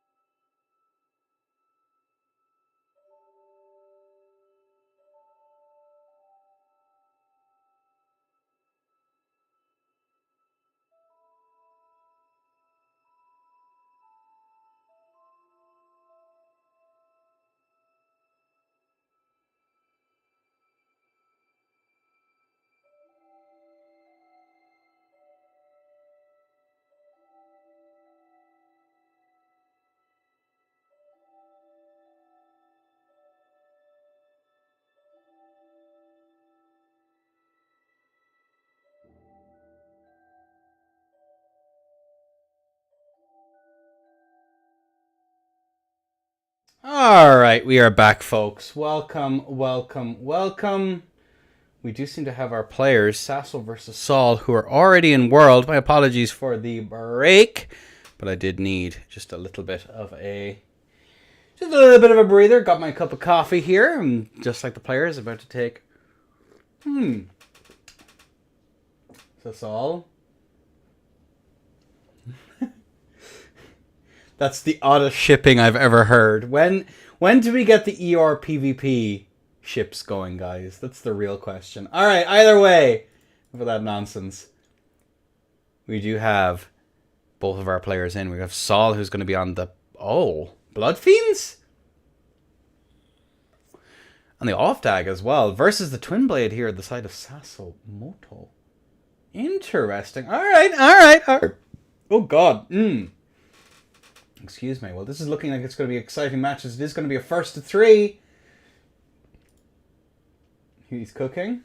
He's cooking the meal. Man, that kebab from the walk home last night is not sitting well. God damn. All right. Either way, we have both of our players going in.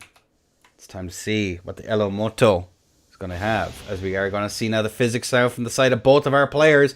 The run R1 from Kilo here, as we do see the two-handed Blood Fiends coming out now. Trying to get that keep out there, as that is going to be the bit of poise chip. And the R2 is a little bit of mash coming out now from the side of Sasso. Saul here doing a decent job now of playing it nice, cool, and collected as the jump attack comes out there. But it is not going to land by the looks of things. Into that trade there. Into the R2, but unfortunately the jump R2 is going to get that interrupt there. Very, very nicely done, as we are going to see now. Saul go for that nice little bit of a trade.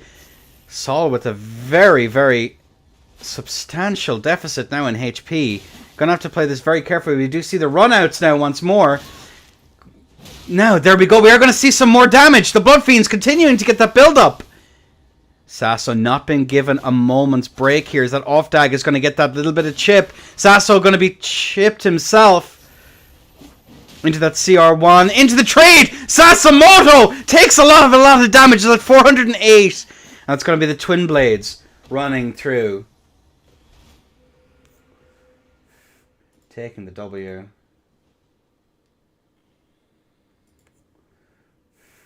Taking the W. And there we go. Taking that nice little bit of damage. GG's. As I've been just a little bit too late on that turnover there.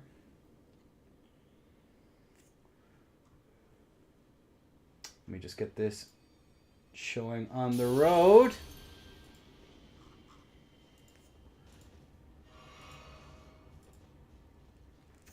There we go. We see the helix coming out. Yeah, the heel. I'm not actually sure what the play is here. The twin blades have always confused me. They hurt my brain. There's so much aggressive options. There are poise chip set up. They're able to do so much work. It's kind of wild to me that they're able to do that much. I just don't quite know what you're supposed to do against it, to be honest with you. It's very, very good. Very, very good setup. But it just confuses my Dark Souls 3 brain, where it's just able to aggress so freely so often, as that is going to be Sasso taking the first stock in this best of 3.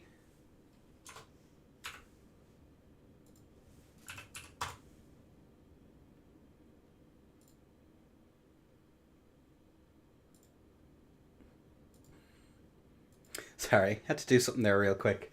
Alright, either way. This, we have both players in and ready to go. Look at this, Sasso versus Saul. Both players looking for an opportunity to get in. As we are going to see that jump R1 over the top there, as we are going to go back over to the helix. The Hellas, sorry, excuse me, as we do see that run attack come through there once more. Looking here, we do see the jump over the top there, tries to go for that follow-up there as the side of Saul, who does manage to land that run attack there into a little bit of a trade. And we do see that nice little bit of pressure, run R1 into a follow-up R1. Keeping up that bit of pressure.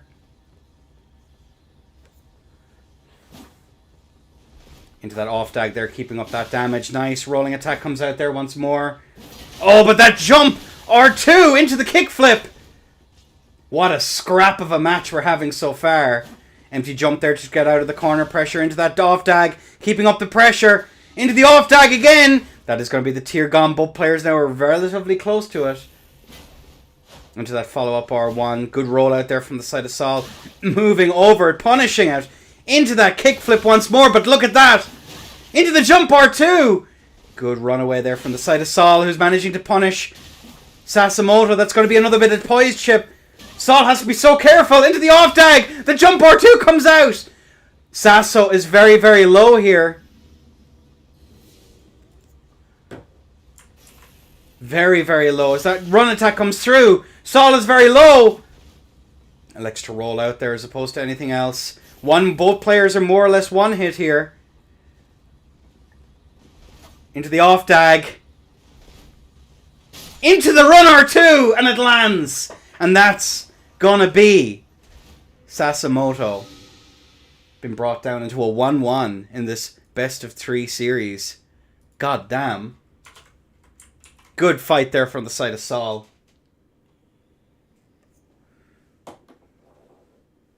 Good frickin' fight. GG's.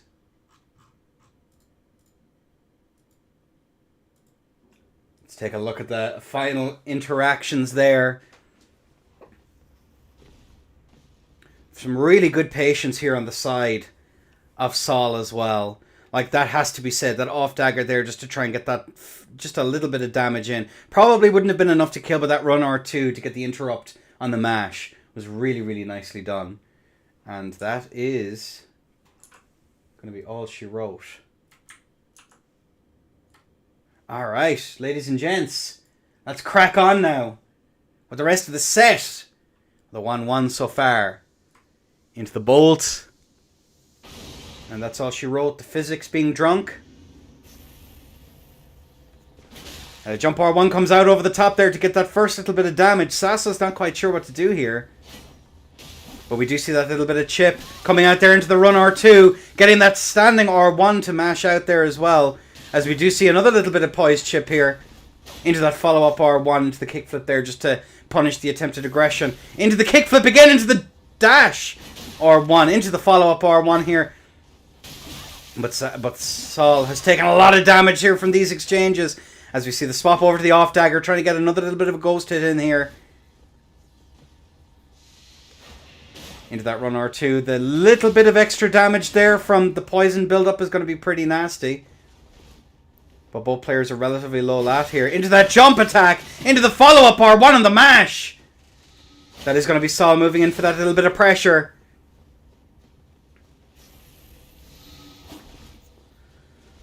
Into that run attack. It's getting that little bit of chip damage.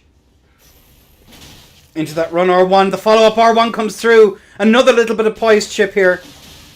Into that off dag. Sol is very, very low here. He needs a bleed proc badly. Tries to go for that little bit of a strafe there. Into the mash. And Elomoto takes the stock by a hair's breadth.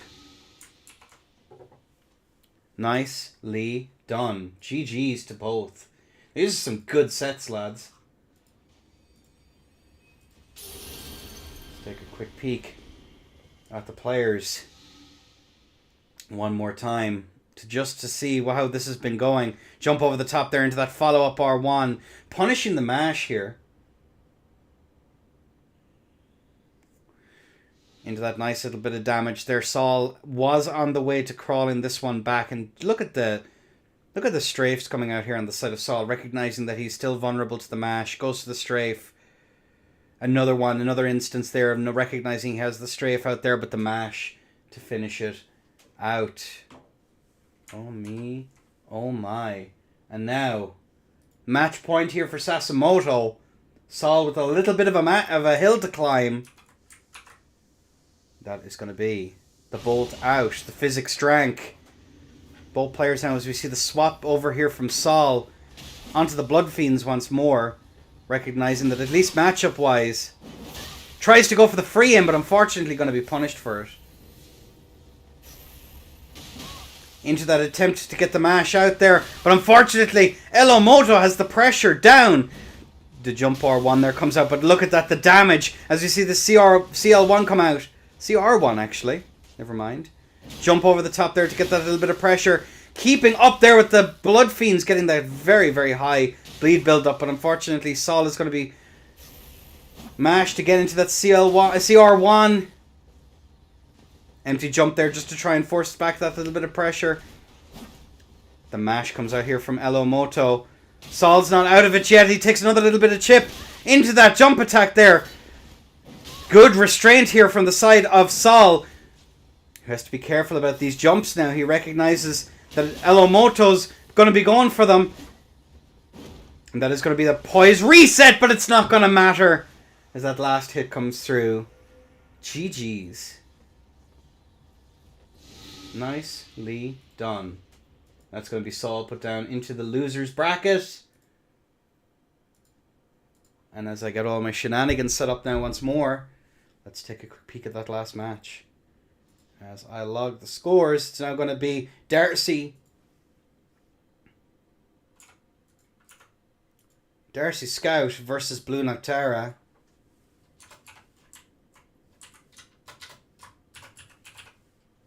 There we go.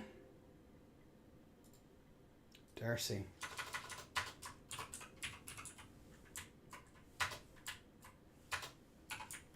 Nicely done, nicely done. The loser's bracket is like the Underdark. I don't know what that means, but sure. And now we're on to losers 3.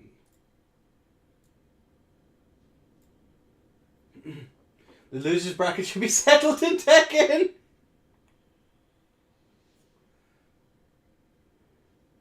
Nicely done, either way. Hey. Darcy Scout versus Blue Noctara. Hey.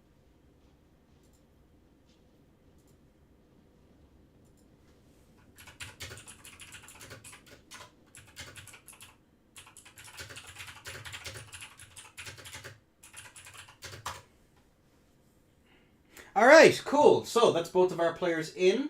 Let's take a quick peek at the builds. I'm sure nothing much has changed. 58 strength on the side of Blue Noctara versus the 54. 41 endurance from the side of Darcy to 40. And looking at this here, it is going to be the vigor of 60 each. Nicely done. And Darcy, is that Radance? Or what the hell is that one's called? And this is going to nuke everything. There you go. There you go.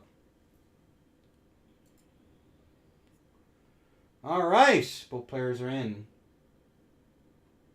Let's take a peek. And there we go. On a 3, 2, 1. The bolt is on its way.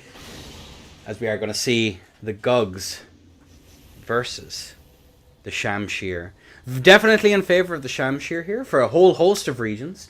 But the Off-Danes here does have a nice means of getting counter pressure as Blue Noctara is going to be traded into right off the bat here. Darcy goes for another running attack there. It's actually the CGS. Into a standing R1 there, trying to keep up that pressure. Another standing R1 trying to bait out the counter pressure here from the side of Blue, who is just going to mash. Darcy going for these little bits of mash, as we are going to see the 50-50 called out. Darcy's taking a lot of damage here. Has to be careful. As we are going to see now, finally the tier procs now for Darcy. Looking at this here, we do see that positional advantage, as we do see that run R1. A little bit of a mash coming on here from the side of Darcy, and that's going to be the tier now. Both players neck and neck. Blue Noctara is taking an awful lot of damage. As a standing R1 comes in there to try and get that hit. Looking at this here now once more. The jump attack is going to land. Blue Noctara has to be careful about a trade here. Good jump R2 there to try and guarantee the poise break into the CR1. Tries to get that dead angle to get the catch there, but unfortunately it's not going to work out. As an empty jump comes out here from the side of Darcy. Tries to go for the second swing. Blue Noctara is going to get a heel to the jaw. And that's going to be Darcy with so little HP to spare. Oh my god. What a match. God damn. God damn. As I do need to get the instant replay up and ready to go here. My apologies, we're a little bit slow on it today. Unfork bestie. There we go. We did it. We got it in the end. What the hell? Now, Darcy did an excellent job there of going for that last bit of a hit there. There's some really nice plays coming out for Darcy to try and get those dead angles, the free aims, just to get those last hits in. She's just shy so often. But the mind games are there. It's just that the setup she's on isn't quite long enough to get those last hits. Just not to get those last hits, and then a little bit of a belt to the jaw to finish it out. Nicely done. But we do have both of our players in and ready to go. I'm excited. I hope you are too, folks, as the bolt is now out. And swapping over onto the lance here is the side of Darcy. Trying to go for that CR1, but the jump R2 over the top there to get that punish as Darcy's going to be hit now again. But looking at the trade into that CR1, getting the land there as Blue Noctara's aggression is now swatted aside. The jump R2 there again to try and punish the hyper armor. It does have a guaranteed poise break against it. Into a run R1, which does land into this quick poke to follow up just in case. But Blue Noctara is more or less out of there, as we do see Darcy jittering around in neutral here, trying to get an opportunity to come in. As we do see the spin slash not going for the follow up there is the side of Blue Noctara. Darcy not wanting to get punished there for that again, but Blue Noctara stays in as the Danes off Danes into that recovery cancelled there with the two-handing the weapon there once more. Good run out there once more, as we do see the roll out there from Darcy not wanting to get that punish down once more. Into the hyper armor trade there once more, as the Lance tries to go for that setup again. But look at that, the recovery cancel. Going for that one-handing of the setup there, as we are going to see that nice little bit of pressure come out there from the side of Blue, as he is going to get that spin slash to force Darcy back once again. Darcy keeping alive here, going for that nice bit of a punish. Does still have her tier. Blue Noctara does not, into that attempt to standing R1 there and get the punish, and that's going to be Darcy put down. 1-1. Match point for both. And that's going to be another round on the cards here, folks. The Shamshir, a very strong setup. Definitely in the S tier. As we do see that spin slash come out now once more. And look at that, the read there that she was going to go for something that he could get the punish on there was pretty brutal. Darcy a little bit too overly enthusiastic on the aggression there, is again getting forced back. Really nice showing here from the side of Blue Noctara. Darcy, though, very dangerous with these setups, and I'm curious as to what the swap is going to be over. Punishing these jumps is going to be pretty key. And unfortunately, a little bit of the latency coming in there, getting that little bit of phantom range, punishing the jump. But Darcy possibly caught in menus. Nicely done from both. And now we have both Darcy 1, Blue 1, and this match point in the loser's bracket. I can't wait to see how this one is going to go. Ladies and gents, on a 3-2-1 allay. There's the physics coming out here, and we have a clarification. Darcy never in menus. Real and true. As we are going to see now that Shamshir going to be whiff punished there. We do see that nice bit of pressure. Are we going to see... That's it, the running attack there into the CR1. Leveraging that super armor here on the side. As we are going to see Darcy roll out now once more. Going for that empty jump. Going for some little spins. The Beyblades on PlayStation envious. Blue has taken a lot of damage here. Are we going to see the punish there on the jump attack? We do not. As Darcy here aiming to play it nice and safe, as that jump attack from Kilo is going to land. 1573 versus 721 into a standing R1. It lands. Darcy getting the roll catch into a standing R1. Putting them through the blender. And that is going to be Darcy taking the stock. Jeez. Nicely done.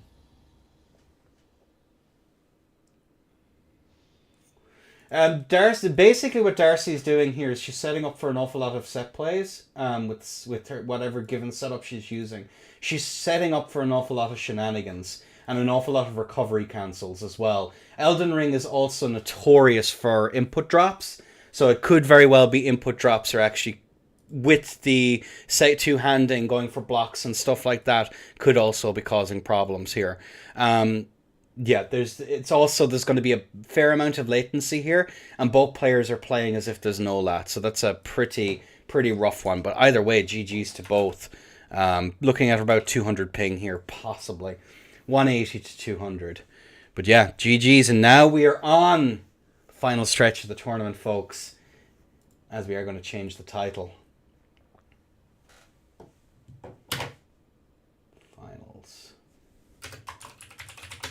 There we go. As we move on to our bronze match here. Best of 5. This is technically the semi-finals. Nothing on the line here. Misspacing when you think you space. Gotcha. That seems to be the case. And there's so many things that can cause input drops in ER that it wouldn't shock me if input drops are also a big problem. And that looked more or less like there was an attempt to space or an attempt. Usually problems at this level, especially in the bracket, are going to be down to an awful lot of funny shenanigans. But look at the set plays here, are what I mean. Setting up for shenanigans, setting up for those nice roll catches, bits of pressure, and Blue Nectar just wasn't able to deal with it. But either way, it is going to be Darcy versus Saul, and we're in for a very technical match here.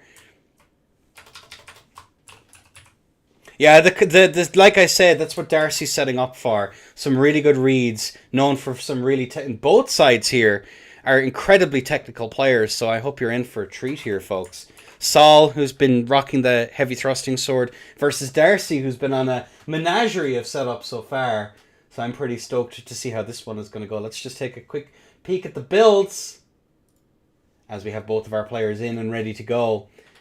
54 strength here from the side of Saul, who we are going to call... No, hang on a second, that is not it. I don't know why that is doing that. Saul, there we go. Saul versus Darcy.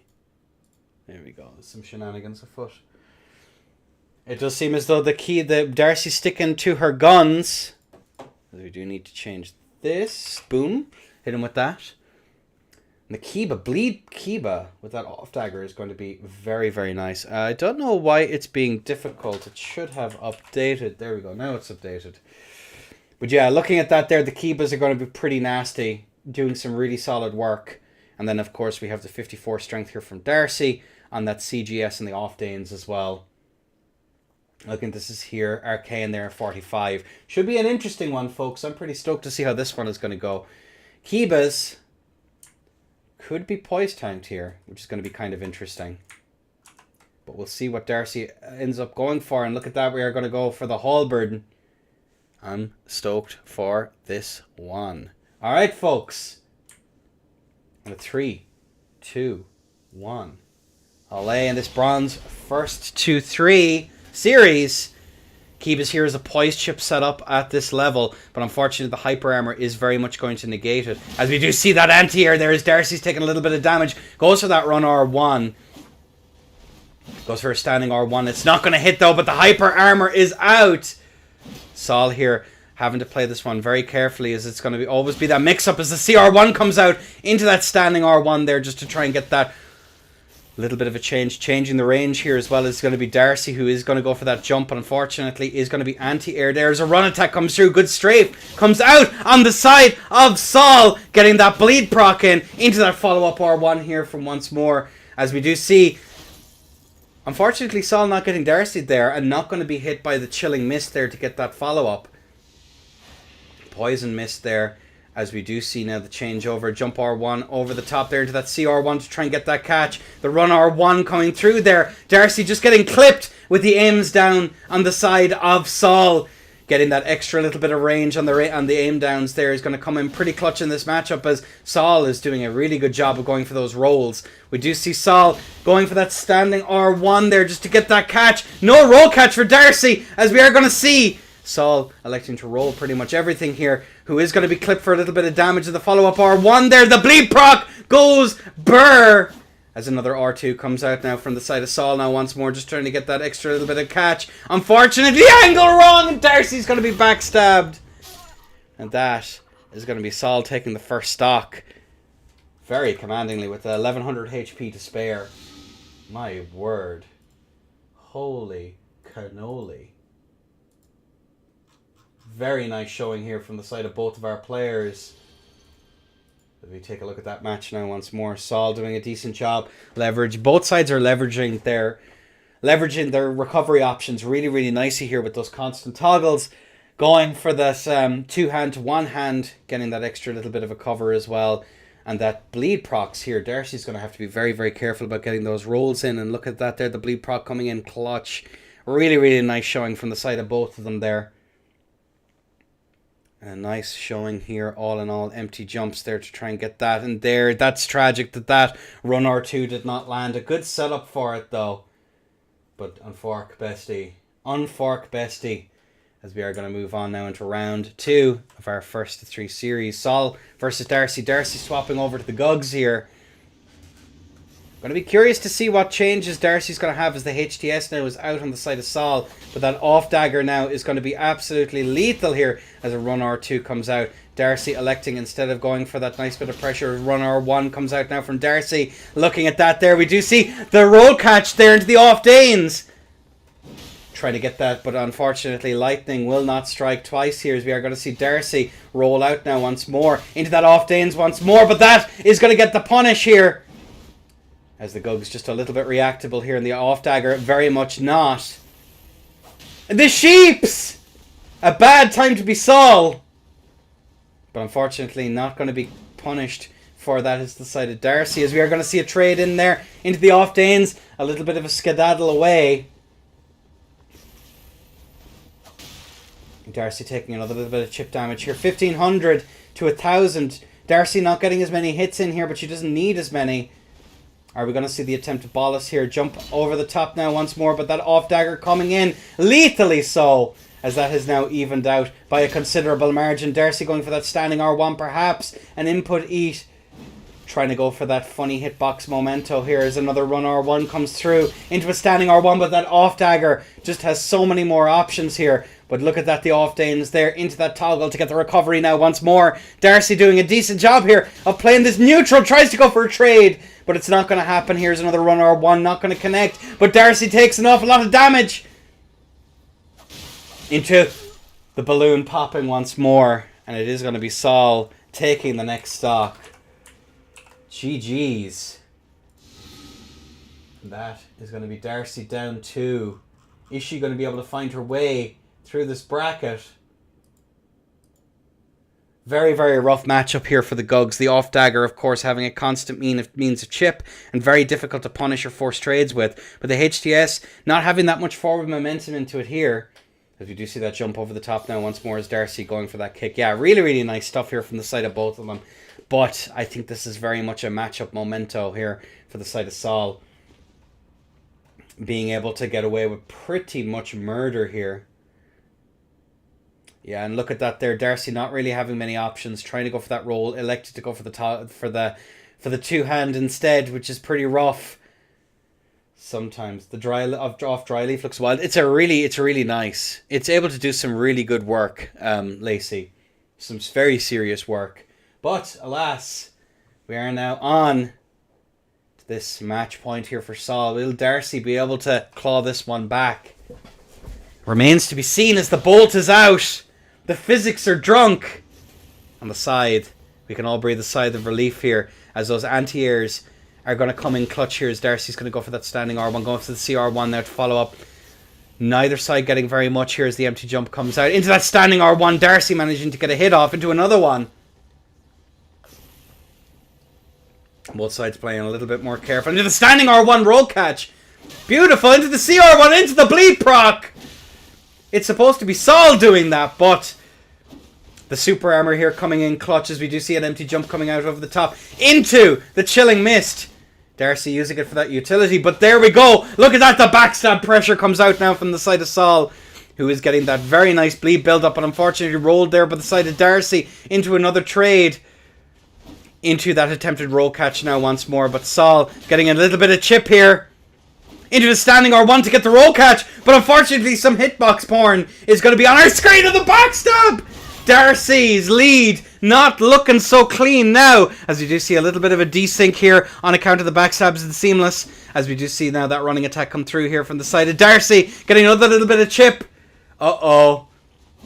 Run R1 coming out here. Into the charged R2. Neither side able to do it, but that's going to be Darcy taking the stock.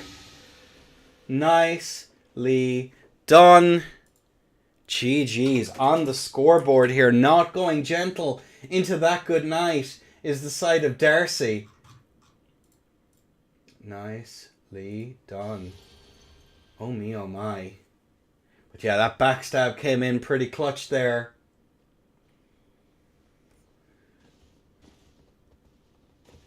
Incredible side player. She's damn good. She is damn good. I'm doing a really, really good job here of keeping it interesting here for us. Really, really nice sets here, ladies and gents. That run R1 coming through. That R2 was just pure greed. Pure freaking greed. I don't know how she got away with that one, but there you go. You hate to see it. Either way, both players are in and ready to go. Let's crack on now on this one. Looking at this here, we are going to see both players playing off here in this neutral to start off with. Unfortunately, the strafe did not work out as that R2 is going to come out. Darcy managing to get some damage in. Saul there forced back now as the off Danes comes out. Look at that. That two-handing the setup to get that extra recovery. Into that again. The handy tech coming in clutch, but Darcy caught there possibly going for a little bit of extra damage. And look at that there. The bleed proc coming in absolutely clutch. And Darcy having to play a very close game here. Into that standing R1. Into that anti-air. So fast we didn't even see it. Into the Earthshaker. Evening this one out. Saul there playing it careful, not wanting to stay in, but so is Darcy. Into the strafe there of the HTS. Into the off Danes. Going for that little bit of pressure. Both players relatively even here. Into that R2. Not going to land though. Unfortunately, as Darcy's going to be clipped. As she's going to be clipped again. Into that extra bit of damage. Will a counter hit be enough to actually win it here for Darcy? There is a tier skip option. Into the spins. Darcy's on death's door here. But the backstab grab and the bleed proc. Oh my God, what a round. The back and forth here, the tier skip option. So many opportunities here for an upset. Cheese to both. What a round. Such a technical ending here. A technical match. Both players playing off of the recovery windows, their cancels, being punished for them half the time. What a great match, and that nice little bit of a follow-up there into... And believe it or not, that was Darcy with the counter hit there. Could very easily have won it. But unfortunately, some really solid plays here from the side of Saul. And look at that, the pressure Darcy playing on. An immediate punish probably could have been the play, and then the off dag comes in clutch. Pop goes the balloon. GG's to both. Nicely done. What a bronze match we have here, folks. What a way to finish off the losers bracket run from Darcy. 3-1.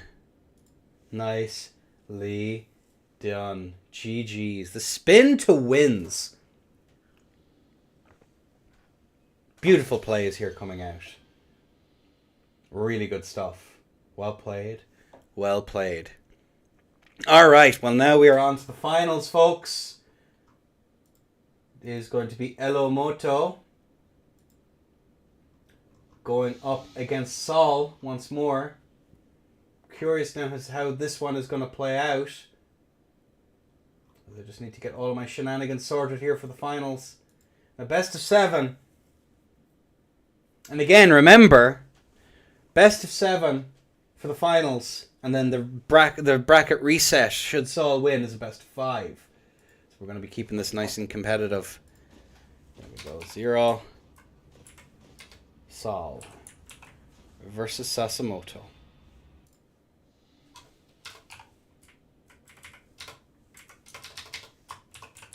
Oopsie daisies. You're fine, Darius. Don't worry about it. All right. Well, I am excited for this one big time. Pretty damn excited. All right. All right. Well, we very quickly need to make just some slight changes on the...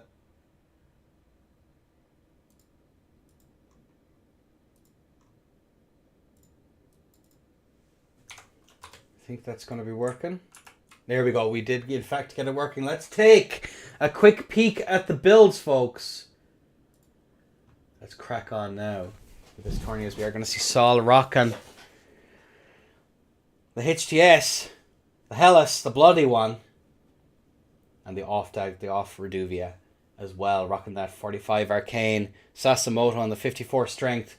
I'm pretty excited to see how this one is going to go. Ladies and gents, round one. Let's see how this one is going to pan out as the bolt is out. And we're going to see that Barbaric Roar coming out here. Or the, not Barbaric Roar, sorry. The Braggart's Roar, most likely, as we are going to see that off-dag now come in, clutches a jump R1, comes in here from the side of Saul, getting that punish there in neutral. We do see the toggles coming out here from the side of Saul. Hello, Moto, who's going to be taking a lot of damage from these. Look at that, the run R1s, the jump R2 over the top there to get that punish into a nice little bit of aggression. And that's going to be the that's going to be huge there, that Bolas in this match, as it is going to be looking at the beautiful plays here coming out from the side of Saul. Elomoto taking yet more damage. Going for that nice little bit of a strafe here once more, going out. Looking at this, both players going in. We do see that into the off-dag, but a little bit of a trade. Into the off-dag, and pop goes the balloon. That is going to be Elomoto dropping a stock right off the bat with some beautiful plays coming out here on the side of Saul. Really nicely done as Saul takes the first stock here. There we go.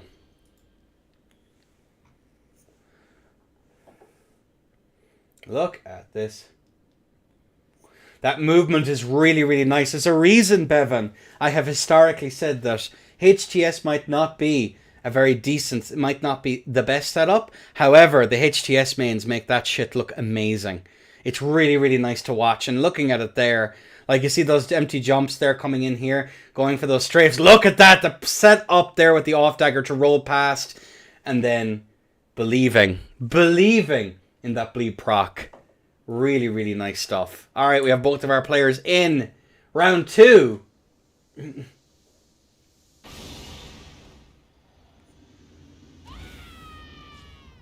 Yeah, I would consider it still to be like a B tier setup, probably. It's nowhere near C tier. You also have Sword Lance, which is pretty oppressive. Like B tier setups aren't. I would consider the lower echelons a B tier, but never mind. Lads, give me a chance to go on my spiel.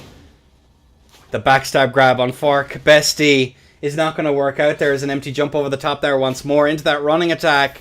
Nicely done here from the side of both of our players. Oh me, oh my. Saul swapping over onto that thrust tally. And look at that movement there. The jumps over the top there. Going for that bit of pressure. Goes to the follow-up there just in case. Into a little bit of a trade. And Saul is not winning them. However, a jump R1, the off-dag there, just as a little bit of a cheeky get-out-of-jail-free card. As we see Sasimoto having to play this very carefully into the feint. Into that jump over the jump. Mine's better than yours, as we do see the proc come out there as another run R2 comes out now. Sasimoto taking some really nice damage. Into that off-dag. Look at that there. Sasimoto having to play it careful here. That pop goes the balloon. Unreactable bleed proc goes burr. As we do see, Elomoto tried to go for that little bit of a hit, but unfortunately, Saul, who we had better call, takes another stock. GG's, my God. Beautiful plays here coming out now from the side of Saul. And it's 2-0. Beautiful stuff. Oh, that is from last match. You hate to see it. You hate to see it.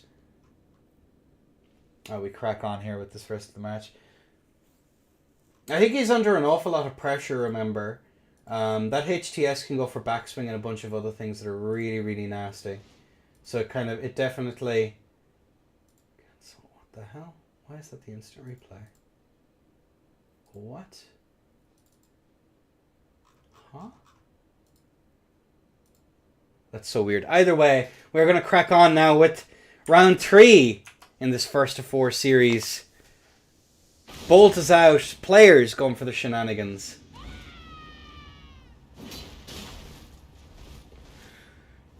As we do see now, that nice little bit of pressure. Saul doing a decent job going for that jump over the top. Beautiful showing here.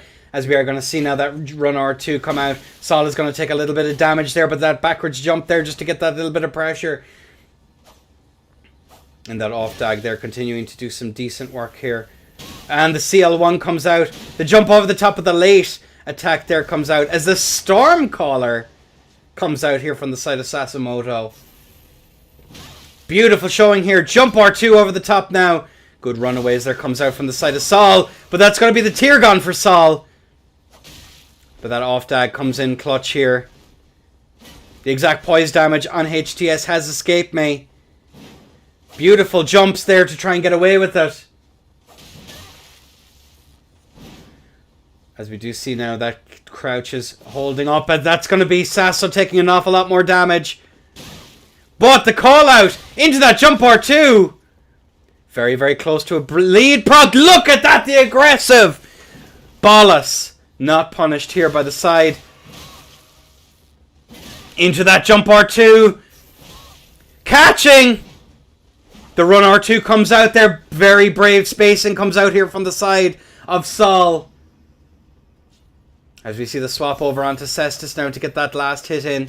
The Hoarfrost Stomp jumped here by the side. As the Kibas are out now to try and finish this one out. Interesting. But unfortunately, Elomoto on the scorecard. 1-3, if memory serves. I don't know why I didn't log that score. Oh yeah, because it was 2 HP in a dream. 3-1. Or is it 2-1? Either way. Was it 2-1 or 3-1, folks? I might have missed the score there last one. I believe it's 3-1. Either way, both players are in. Bolt is now out.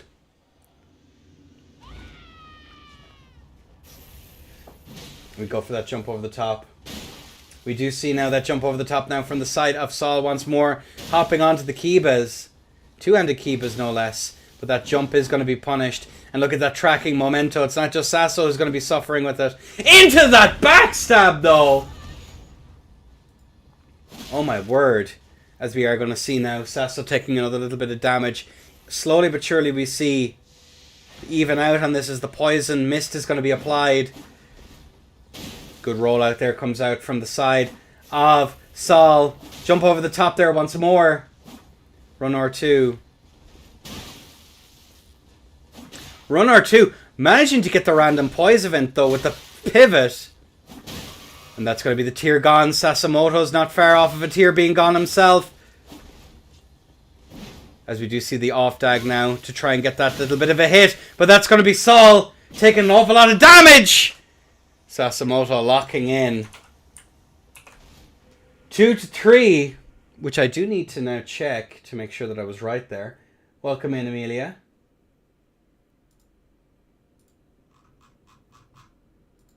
There we go. Nicely done. Let me just very quickly check YouTube to see what the actual score is. I missed the score in one and just... to put it very technically.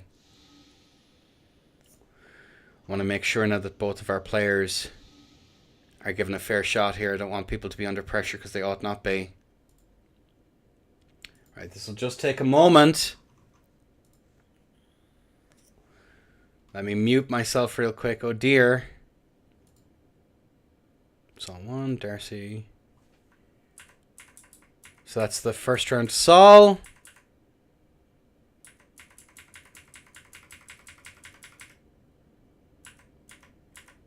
Second round to Saul.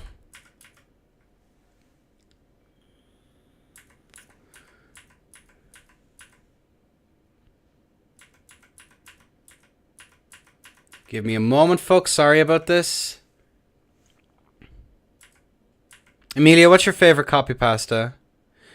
No, it's 2-2 currently. 2-2. My mistake. All right. Let's transition over. There we go. All right. 2-2 for our players. And there we are.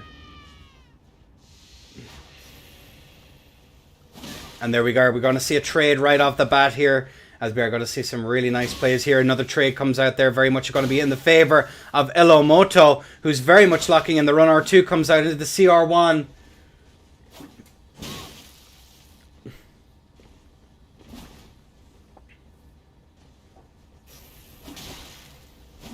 Looking at these keepers now, continuing to do some really good damage into the CR1, into the toggle to get that recovery cancel in nice and good. As we do see it now once more. Jump R, getting that punish on the Bolus is huge. Into the run R1. But unfortunately, Saul's setting up for some shenanigans as opposed to rolling. Into that jump R2 comes out there now once more from the side of Saul. To the standing R1. But we do have that nice little bit of pressure. Run R2 aim downs now, doing once more little bits of damage. As that R2 is out now once more. Into the another R2. Into the off dagger. Into the Storm Ruler. Not the Storm Ruler. Stormcaller. Good rollout now once more. Into that jump attack. And that is going to be Sasso 3.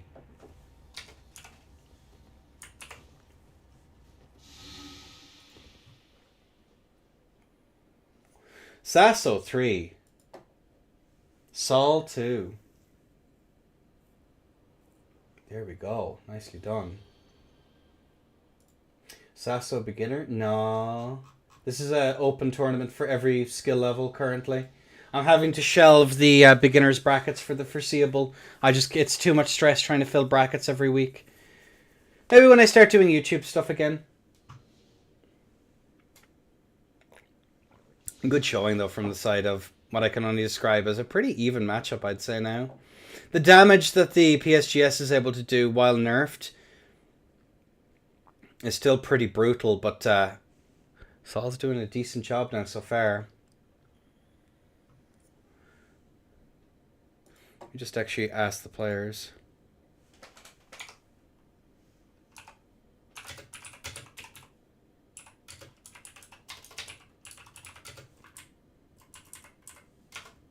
There we go. Just doing some very quick stuff.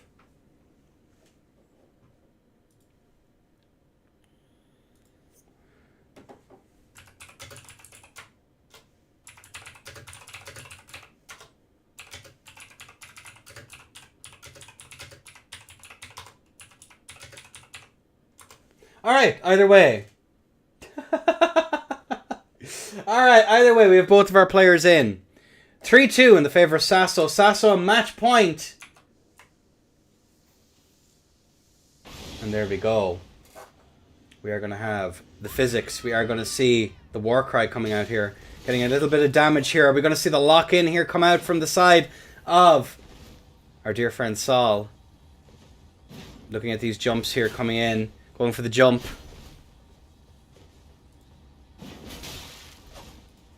Looking at this here, we are going to see that nice little bit of counter pressure comes out there. And that off dag, beautiful showing here, as we are going to see some yet more damage coming out.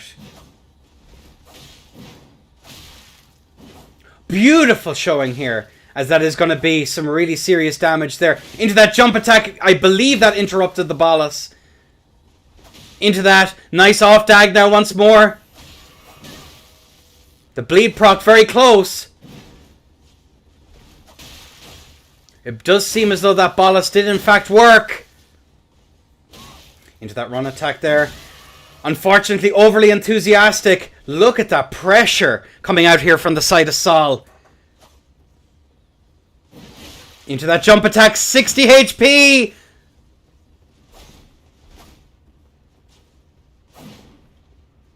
Into that off dag there to get that last hit. Beautiful showing here. 3-3. Match point.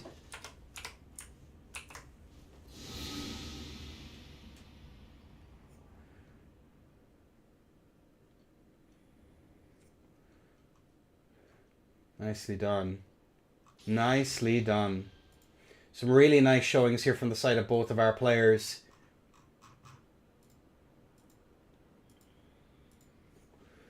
Really, really good stuff.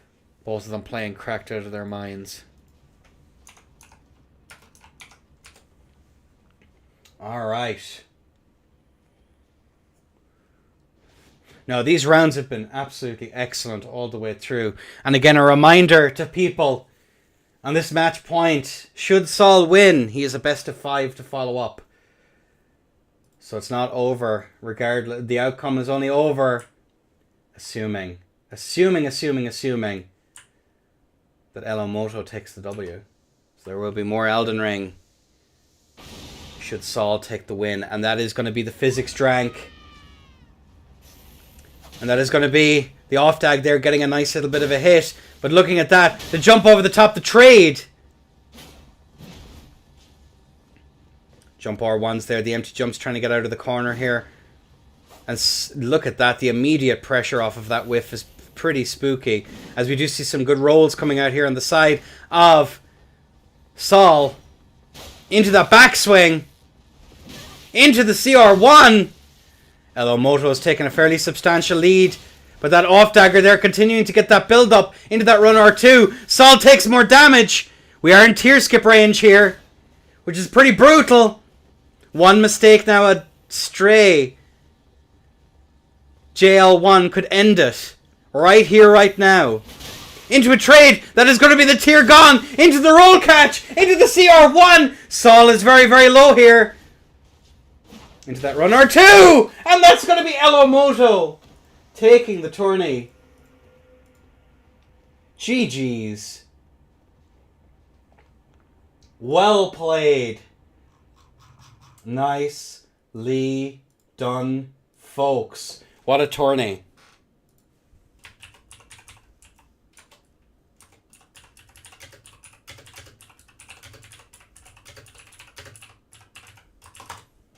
Alright, what a match, what a tournament. I'm just waiting for something here.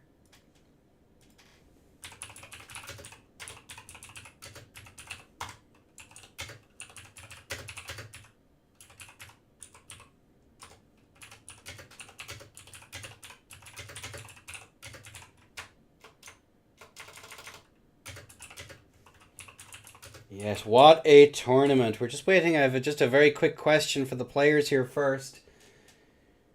There might be more Elden Ring. There might be more Elden Ring. We will see. We will see. And that's going to be Sasimoto taking the tournament. If Sasimoto could very quickly just check DMs.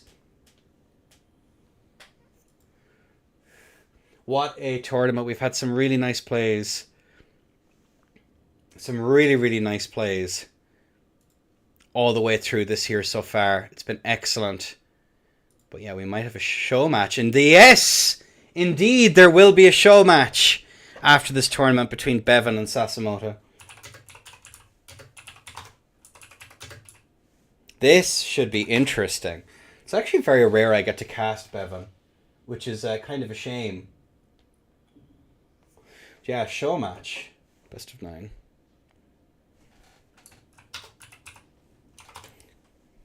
Alright. Alright. Let's crack on then with the show match. Thank you for the fights. It's not over yet.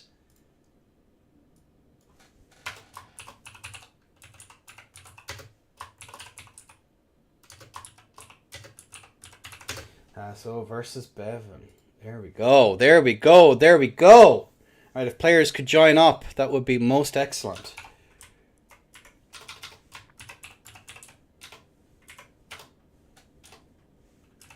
And it's very rare for me to cast Bevan. He's usually working for my tournaments. So Bevan O, Sasimoto O in our first to 7 series show match. I'm pretty excited. Folks. Let me just very quickly get everything set up here. First to 4, as per usual. Get rid of that. Nicely done. Cool beans. Let's have a look here, see.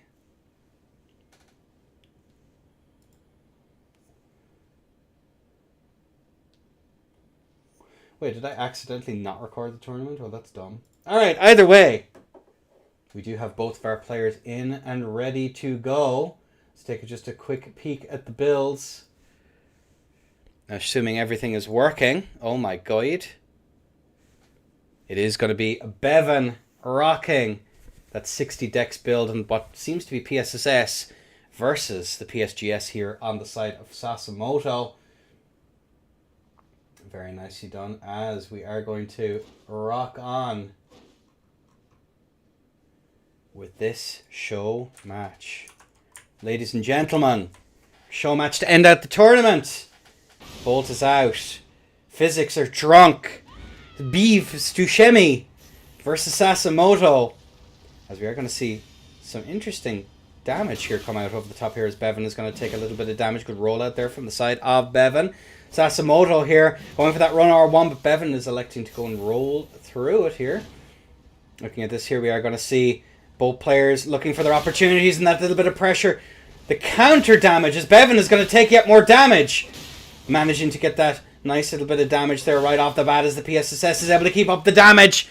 Bevan here not swapping tallies. There we go. Lightning fast there to try and get that nice bit of a punish. As Sasimoto is going to have to struggle with the tracking there just a little bit. Bevan electing to try and move off. Go over on to get that double grease up to try and maximize the amount of damage. 1600.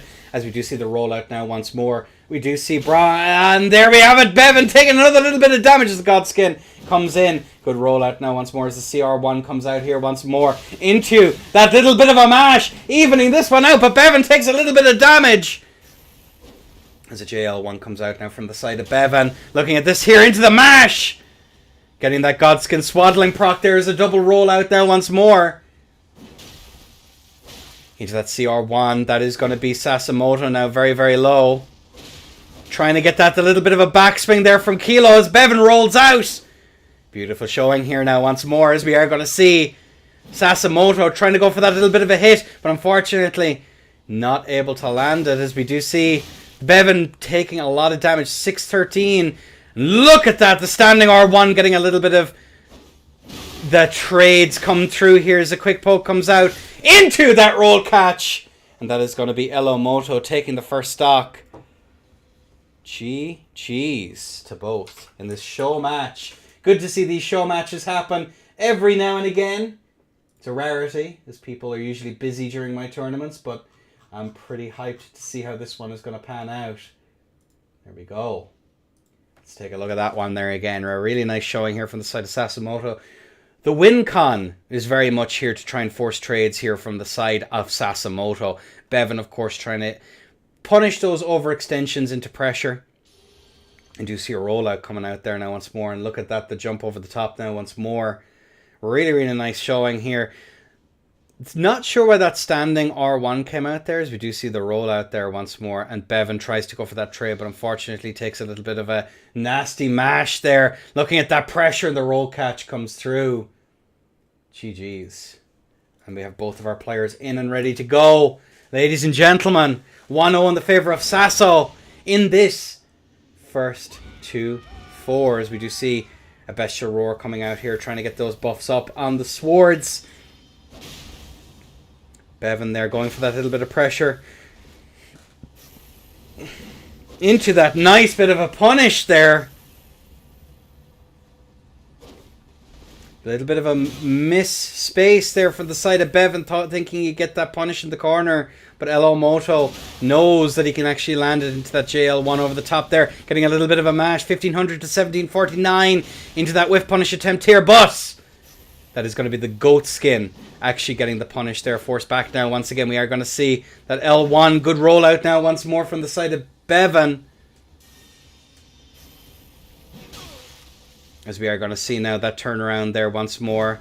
Good rollout there from the side of Bevan. Not trusting the strafe. Trying to show these whippersnappers the what's what. Into a trade there. Into the L1. Bevan trying to go for those jumps. Into the mash. Punishing the roll in. Into another little bit of a trade there. Good rollout there from the side of Bevan, who does self-proc the tier. Good rollout now once more. 1000 HP plus tier to 200. And the panic rolls from Bevan. And the rolling L1. That is going to be Sasimoto 2.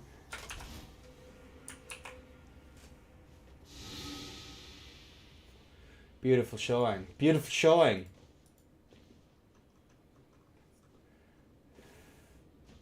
Very nicely done. 2-0 on the scorecard for both of our players.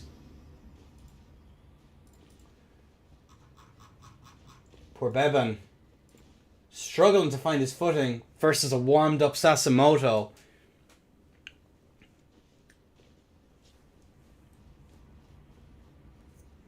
So true, Jack. This Bevan guy and his mother, Soviet spaceship, roasting the participants. That's crazy. To that CR1, and yeah, the trades coming through here. PSGS managing to get the trades in this lat is pretty nasty, but either way, we do have both of our players. Look away, turn your eyes aside. As we have both of our players in and ready to go. Halfway there for Sasimoto, but Bevan's not out of it yet. He's that wise old man energy. Going for that, managing to get the first hit here in. We're going to see the tally swap here from the side of Sasimoto. We do see him stuck in the corner, though. No mash. Unfortunately, as we are going to see now, Sasimoto going for that nice little bit of a finish at the end there. Good rollout from Bevan. As we do see those L1s come out. Look at that pressure, though, from the side of Elomoto.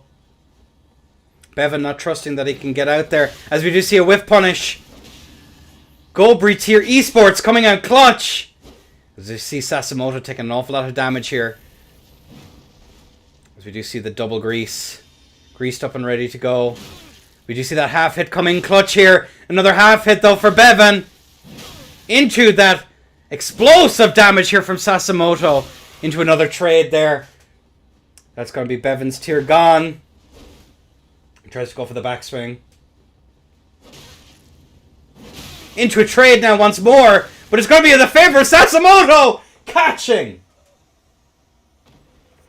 3-0 in the favor of Elomoto. Sasso is playing insanely good right now. God damn. I feel less bad dying to Jank now. God damn it.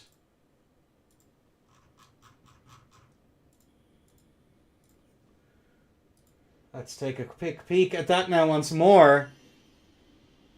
Oh me, oh my.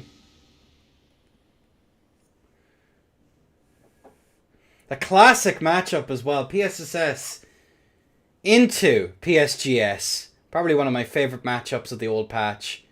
Really, really fun. Not so much for the spear user anymore though. But Bevan struggling to try and find the spacing. Struggling to try and find the opportunities to get to punish the overextensions. 3-0 on the scorecard. Is he throwing for the fans to force everyone to watch yet more Elden Ring? Remains to be seen.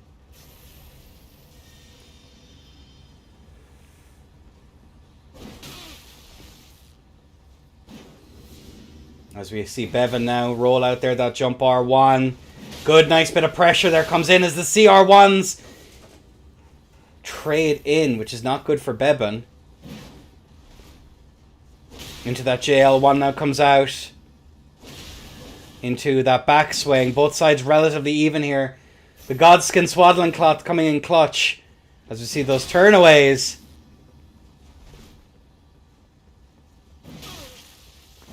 Another CL1 coming out now once more as we see that stray L1. Going for that L1 now once more, trying to get that roll catch. Bevan taking the lead here as a whiff punish comes through.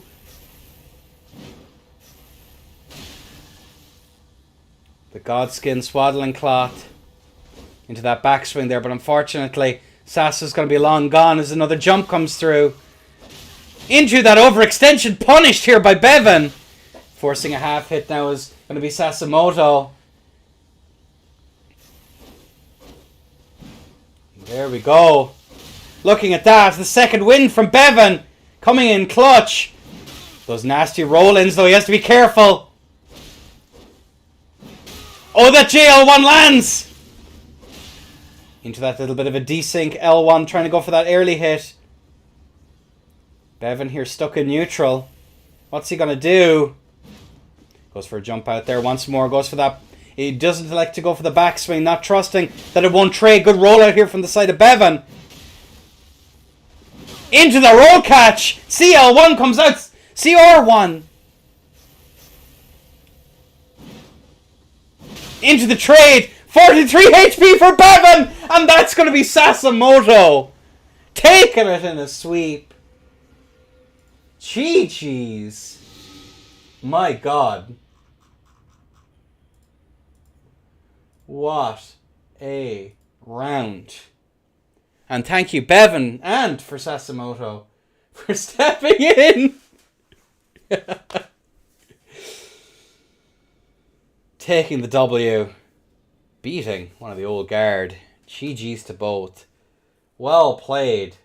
Excelsior on the gauntlet. No, I think we finish it up after this one, folks. Good round.